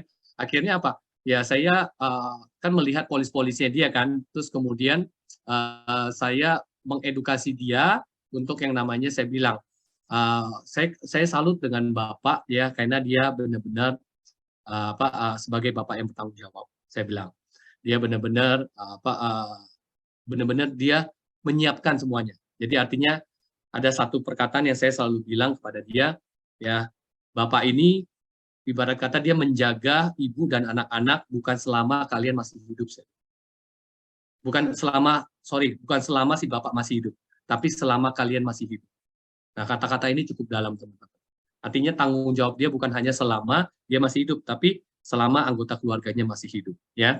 Nah, saya bilang saya salut. Nah, apa yang Bapak ini sudah lakukan, saya bilang, tentunya Ibu menghargai ya, dan dia waktu itu bilang, iya, saya benar-benar ini banget ya sama Bapak, dia bilang gitu kan, artinya sama suaminya, gitu kan, dan dia bilang, ya luar biasa, gitu kan, dia, artinya gini, dia udah memutuskan dia nggak mau menikah lagi, ya kan, seperti itu, karena dia bilang dia udah cukup semuanya, ya kan. Nah, ini penting teman-teman bagi kaum wanita kan, istilah kata kadang-kadang kan kaum pria ya, kita kalau bisa ini kan ada pria yang bilang katanya nanti ntar istri gue nikah lagi segala macam, itu salah. Kalau kita bisa memberikan yang namanya kebutuhan financial itu, kita tinggalkan mereka itu dengan yang namanya mata air, tentunya mereka nggak akan namanya mencari topangan hidup baru seperti itu. Karena mereka akan lebih menghargai yang lama ya gitu kan. Kalaupun mereka nanti butuh namanya pendamping, mereka nggak mencari yang namanya tergesa-gesa, nggak sembarang. Karena yang tergesa-gesa biasanya nanti akan dianiaya, akan disiksa lah segala macam ya kan, intinya seperti itu. Tapi mereka bisa lebih memilih dengan baik seperti itu ya. Nah, jadi pada saat itu saya bilang pada si ibu, ya kan, saya bilang apa yang Bapak lakukan, saya bilang ya Ibu bisa lakukan juga, saya bilang untuk kepada anak-anak Ibu ya kan. Akhirnya dia setuju, dia mengambil namanya uang pertanggungan 5 miliar gitu teman-teman ya kan. Jadi terus dia minta juga anak-anaknya juga punya program yang lainnya segala macam gitu kan. Nah, saya tinggal tunggu nih, saya belum sempat untuk yang namanya testimoni dia. Tapi dengan namanya, kalau kita waktu itu ada beberapa kali Zoom, ya kan, saya minta dia untuk namanya testimoni, itu luar biasa sekali. Jadi saya banyak belajar ya. Kenapa? Karena pada saat suaminya meninggal itu, si anaknya yang nomor 1 itu harus kuliah, namanya mau masuk kuliah. Dan waktu itu cita-citanya adalah kuliah di UK. Ya. Dan dengan uang yang ditinggalkan ini, anak ini tetap kuliah di UK, seperti itu. Dan ada satu case terakhir, ya case tetangga saya tadi, kan, ya dia punya polis sama saya di Prudential, dia punya polis di Manulife juga, ya teman-teman, kan. Dan kemudian dia waktu itu kecelakaan, jatuh dari tangga, terkilir, kemudian masuk rumah sakit, dari PPH cover full, dan kemudian karena dia ada Manulife, kan ada produk yang namanya bisa diganti dengan kuitansi legalisir, teman-teman. Manulife itu ada, tapi bukan seperti yang kayak Prumet ya, lumayan, cukup lumayan. Digantinya limitnya lumayan gede, seperti itu. Total pokoknya waktu itu dia bisa klaimnya itu dari total bill-nya itu 25 juta, itu 20 juta dia bisa klaim. Seperti itu. Tapi dia ditolak, teman-teman. Dia ditolak, ya. Bahkan dia dapat surat dari Manulife-nya, dia ada kirim ke WA saya, ya kan, gitu kan, udah dikasih tahu tuh tentang penolakan pasal sekian gitu kan. Terus kemudian dari agennya juga bilang nggak bisa, bla bla bla segala macam. Akhirnya dia datang kepada saya karena dia tahu, ya kan, saya seorang, ya kan, pembelajar, ya kan, yang mengerti tentang klausa dan hukum, ya kan. Dan kemudian dia minta tolong saya, terus kemudian saya bilang, mana polis Manulife kamu, ya kan. Kemudian saya pelajarin, saya bilang, ini bisa klaim. Saya bilang, hanya kesalahannya cukup simpel, sangat simpel sekali. Ya, mereka itu ngotot untuk klaim namanya rawat jalan dari kecelakaannya, gitu. Rawat jalan kecelakaannya itu kan nggak boleh lewat dari 2 kali 24 jam, seperti itu kan. Ini sudah lewat, gitu kan. Saya bilang, kita nggak perlu klaim rawat jalannya. Ya, itu klaim rawat jalan cuma 2 juta, saya bilang. Ini kita klaim rawat inapnya, karena you kan rawat inap dan dioperasi. Dan itu total klaimnya 20.800.000. Saya udah hitung semuanya. Seperti itu. Bener kok, bisa kok. Ini soalnya agennya aja bilang nggak bisa, segala macam. Saya bilang bisa. Gitu kan. Ya udah, saya bilang, akhirnya dia pertama dia telepon, tapi kayak tahu sendiri ya, namanya nasabah telepon, gitu kan. Pasti namanya, dia juga AIU, kan. Akhirnya dia kasih ke saya, dia bilang ke asuransinya, ini adalah konsultan saya, ikan paralegal, ikan, dia bilang gitu. Jadi yang ngerti hukum, ikan, gitu. Tolong bicara dengan dia, ikan. Saya bicara, begitu saya bicara, ikan, CS-nya tetap ngotot, nggak bisa. Terus saya bilang sesuai dengan halaman sekian, pasal sekian, ya, tertulis dalam namanya polis Manulife, kan itu bisa. Dan kita klaimnya, ingat ya, kita klaimnya rawat inap, saya bilang gitu. Sampai CS-nya bilang, oh begitu ya Pak ya. Oke, kalau kayak gitu, nanti kita sampaikan ya ke bagian terkait. Saya bilang, oke, saya kasih deadline 3 kali 24 jam untuk ini dibereskan. Kalau enggak, saya akan somasikan ya. Karena di ilmu paralegal yang saya dapat dan saya lulus paralegal, itu kita bisa mensomasi, ya kan, di mana di bawah firma pelestarian harta, seperti itu. Nah, akhirnya begitu udah selesai, kan, thanks God teman-teman, nggak sampai 3 hari kerja, 2 hari kerja, klien saya ini, WhatsApp saya, dia bilang, thank you kok, udah ditransfer, dia bilang gitu. Nah, gitu teman-teman. Jadi, ini banyak hal yang kita temukan di lapangan, karena banyak yang ketidakmengertian, sehingga ujungnya orang antipati dengan asuransi. Ya, makanya dari sini kita harus belajar yang lebih paham lagi, lebih mengerti lagi bisnis kita ini seperti apa, kita mengedukasi agar mereka itu bisa terbantukan, seperti yang dikasih tahu oleh Pak Kanho, penyelamat rumah tangga nasabah itu setuju sekali, dan saya lebih ke arah namanya kepada kaum wanita dan anak-anak. Karena biasanya kaum wanita dan anak-anak ini yang lebih terzolimi, seperti itu. Oke, terima kasih. Oke, wah ini kayaknya semuanya terkesima nih, Pak Johan. Pak Johan, tadi kan dari tadi kan ngajak, ayo belajar, ayo belajar, ayo belajar. Karena kan sekarang beda ya dengan kita 15 tahun yang lalu, Pak Aldi udah beres gitu kan. Sekarang udah nggak bisa gitu. Yes, betul. Nggak bisa. Pak Aldi udah dikubur. Nah, tapi kalau kita mau menjalani journey kita sebagai seorang financial planner, mengerti tentang warisan, pajak, bahkan ujung-ujungnya jadi paralegal. Ini journey-nya mulainya dari mana nih belajarnya Pak Johan? Supaya teman-teman nih bisa runut, jadi nggak bingung, aku pengen belajar tapi asal belajar ngawur juga gitu kan ya. Ya, baik, baik Pak Kanho. Jadi yang paling pertama adalah gini ya teman-teman ya. Ingat ya, perkembangan namanya dunia asuransi itu semua berkembang terus ya, gitu. Jadi kita juga harus upgrade teman-teman.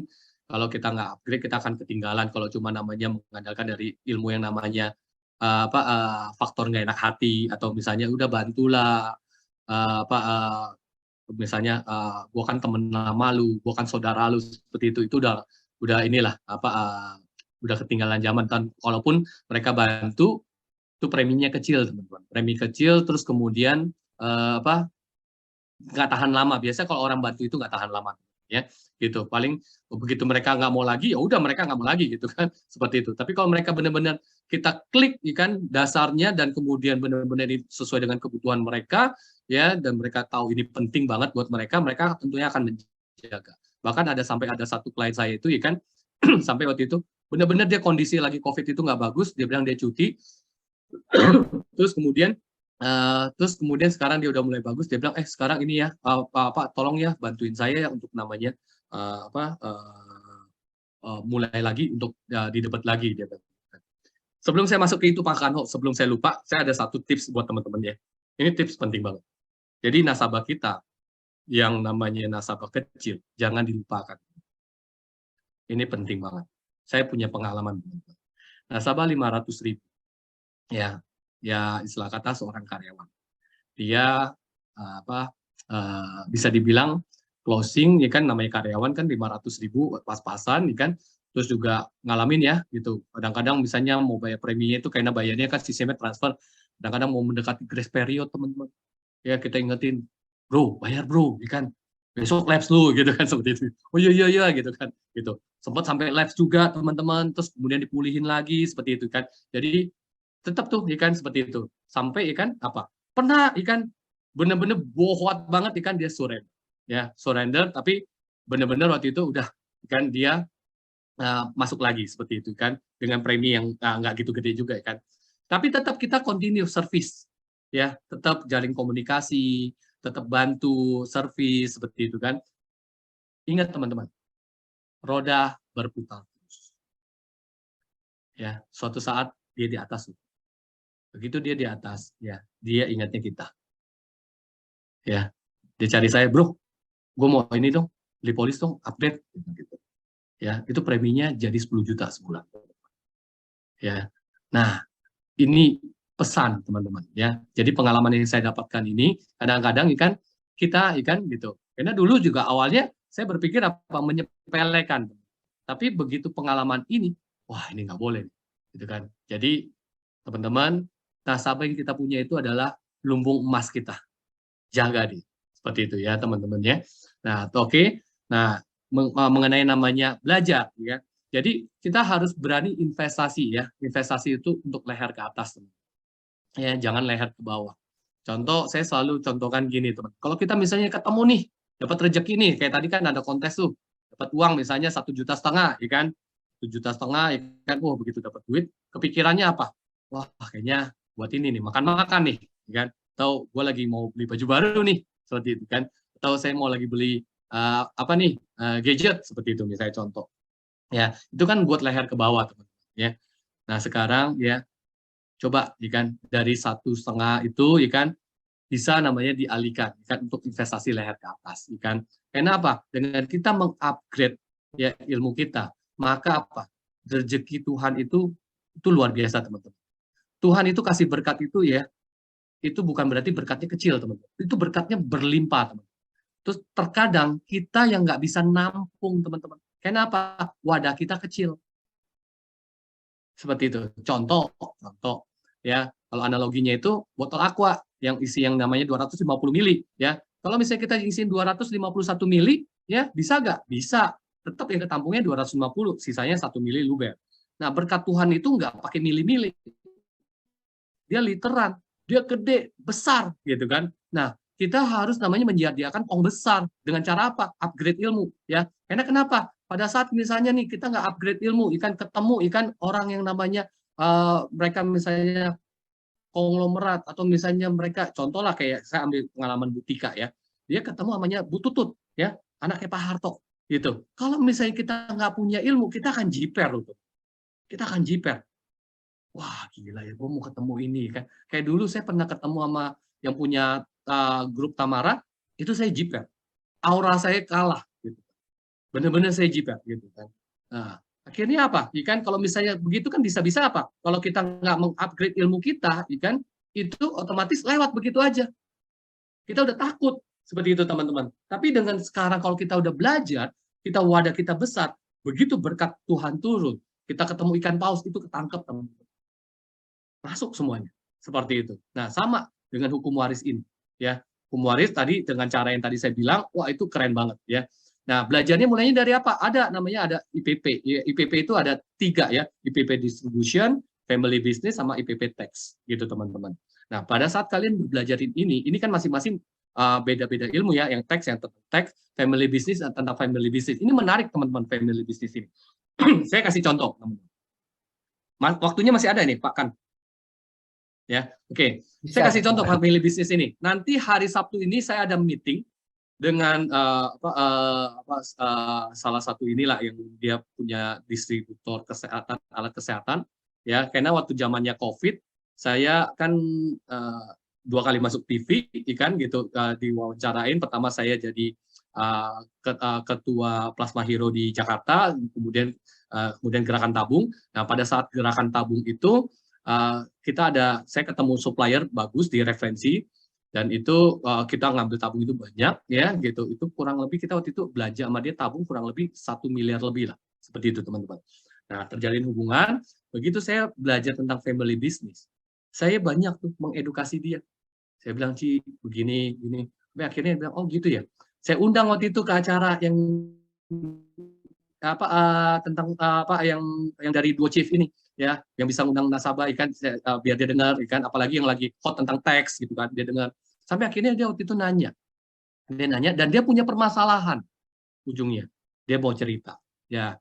Jadi dia 6 bersaudara ya, punya bapaknya punya usaha banyak, salah satu main bisnisnya yang adalah ya satu ini sih perusahaan A ya. Nah bapaknya udah umur 80-an ya, seperti itu ya. Bapaknya bilang bagi rata pada 6 anaknya semuanya. Nah namanya bagi rata kan nggak bisa bagi rata dimanapun juga ya gitu. Nah terus kemudian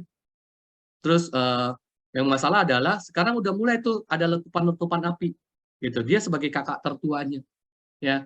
Nah letupan apinya apa? Ada adik yang adik di bawah dia ya kan, yang nggak punya passion ya. walaupun dia bantu di keuangan seperti itu kan. Nah, ujung-ujungnya ada sengketa seperti itu kan. Terus kemudian mereka mau beli aset, ya, terus kemudian ditanya sama adik yang lain, ya kan, seperti itu kan. Itu dari mana, terus kemudian harus pakai apa segala macam gitu kan. Ujung-ujungnya udah kelihatan letupan-letupan kecil ini. Awalnya dia berpikir semua bisa smooth, teman-teman, ya, bisa smooth. Nah, terus kemudian saya waktu itu ajak diskusi, kan, kemudian nanti tanggal 16 kita akan final, kan, untuk memberikan solusi kepada dia tentang family business ini, apa solusi buat dia untuk usahanya ini. Kita sarankan adalah dia buat satu company seperti itu, kan, yang dimana nanti tujuan mereka adalah nanti bisa sampai ke generasi ketiga. Kita bilang jangan ke generasi ketiga dulu, generasi kedua aja udah sulit karena banyak letupan gitu kan. Gitu. Terus kemudian, nah di mana ada solusinya saya sudah sisipkan teman-teman. Sisipkannya apa? Nah saya bilang sekarang dari 6 orang, saya bilang masalahnya adalah 6, genap nih. Genap. Kalau 7 enak, ya. Kalau genap istilah kata 3 suara A, 3 suara B, ya kan, tetap kan nggak ada yang lebih besar kan seperti itu. Kalau 7 kan pasti ada namanya yang lebih besar kan. Nah sekarang saya bilang pertanyaannya adalah saya bilang gitu. Dari hal yang seperti ini kita udah melihat ada masalah. Saya bilang. Kebayang nggak nanti kalau misalnya suatu saat nih ada salah satu kakak beradik meninggal, pemegang saham, terus kemudian pihak keluarga akan masuk ke dalam. Apa yang terjadi? Saya bilang, ribut. Karena visi misi udah berbeda. Seperti itu. Ya, sekarang aja kita lihat dengan namanya inti aja udah kadang-kadang ribut, apalagi orang lain, saya bilang gitu kan. Nah, iya Johan, jadi gimana ya solusinya? Ya ada solusi, solusinya adalah dengan kontrak uang pertanggungan, gitu. Jadi perusahaan atas nama perusahaan membeli ya masing-masing sebesar sahamnya, ya yang bayar perusahaan seperti itu. Nah, terus kemudian ya udah akhirnya dia bilang, oh menarik juga ya kalau kayak gitu ya, boleh deh kayak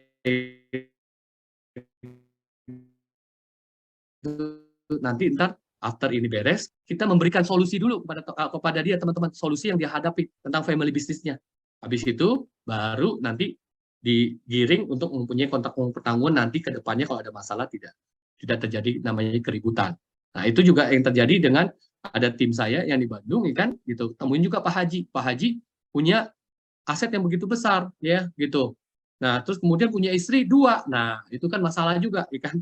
Nah jadi di sini itu kita banyak sekali menemukan problem, ya, dan cara masuknya itu keren banget, ya, beda banget lah dengan yang namanya kita bilang, promosi nih klaimnya diganti nih 1 miliar 2 miliar, oke, kan seperti itu teman-teman, ya kan, gitu. Tapi dengan cara yang namanya kita bisa masuk sisi yang lain, itu kita akan tampil beda, artinya kita apel merah di tengah apel hijau, seperti itu. Ya, jadi kita prudensial di tengah Manulife, salah ya, gitu ya. Oke, gitu sih teman-teman. Ya. Oke, terima kasih Bro Johan. Bro Johan sampean. Bro Johan. Jadi luar biasa sekali sharingnya malam hari ini ya. Yang jelas banyak hal, banyak ilmu yang kita dapat. Itu. Sekali lagi terima kasih teman-teman. Silakan juga ucapkan terima kasih kepada Bro Johan. Sama. Ini semoga ada, bisa bermanfaat ya teman-teman ya. Pastinya bermanfaat. Ini ada apresiasi dari kantor kita. Thank you. Ya, thank you. Nanti kita bisa minta Ci Popel kirim ke aku nih. Gitu. Ya, bisa Kojo. Nanti tak kirim ya. Oh ya teman-teman, ini Kojo ini dia sharing ini dengan tulus loh. Dia tidak mau dikasih apa-apa loh. Thank you Kojohan. Makasih ya. Sama-sama teman-teman. Kita foto dulu. Sebelum bisa kita foto dulu. Sama-sama. Sukses ya semua teman-teman ya. Percaya satu hal, apa yang kalian pelajari pada malam hari ini dengan semangat yang luar biasa, semangat pagi ya, gitu. Kalian tentunya akan, saya nggak minta yang namanya semua diingat, kan. Ambil salah satunya aja. Ya, misalnya ada satu bagian, misalnya tadi ikan pelayanan dari hati akan menyentuh hati, kalian jadikan rema, kalian lakukan itu secara konsisten, kan itu akan luar biasa. Atau, ya kan, belajar, kan, mengupgrade ilmu Anda itu luar biasa. Seperti itu sih teman-teman, ya. Oke, thank you ya Pak Kanko. Saya thank you. Foto dulu. Thank you moderatornya Pak Istino. Ya. Kita foto dulu ya. Channelnya ya. Jangan chat supaya bagus fotonya. Oke, kita ambil foto dulu sambil nanti di channel YouTube-nya ya. Oke, saya capture dulu ya. Satu kojoan dulu. Satu jempolnya. Oke, gak apa-apa itu tadi. Sarang yuk. 1, 2, 3. Oke, bentar, tahan. Saya pindah dulu. Bentar ya.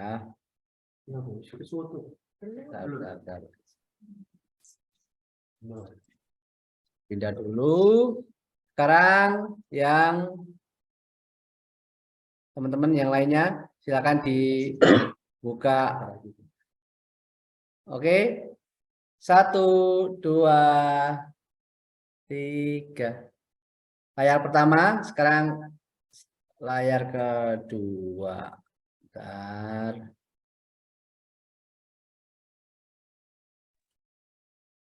Sudah ada kok Hendro.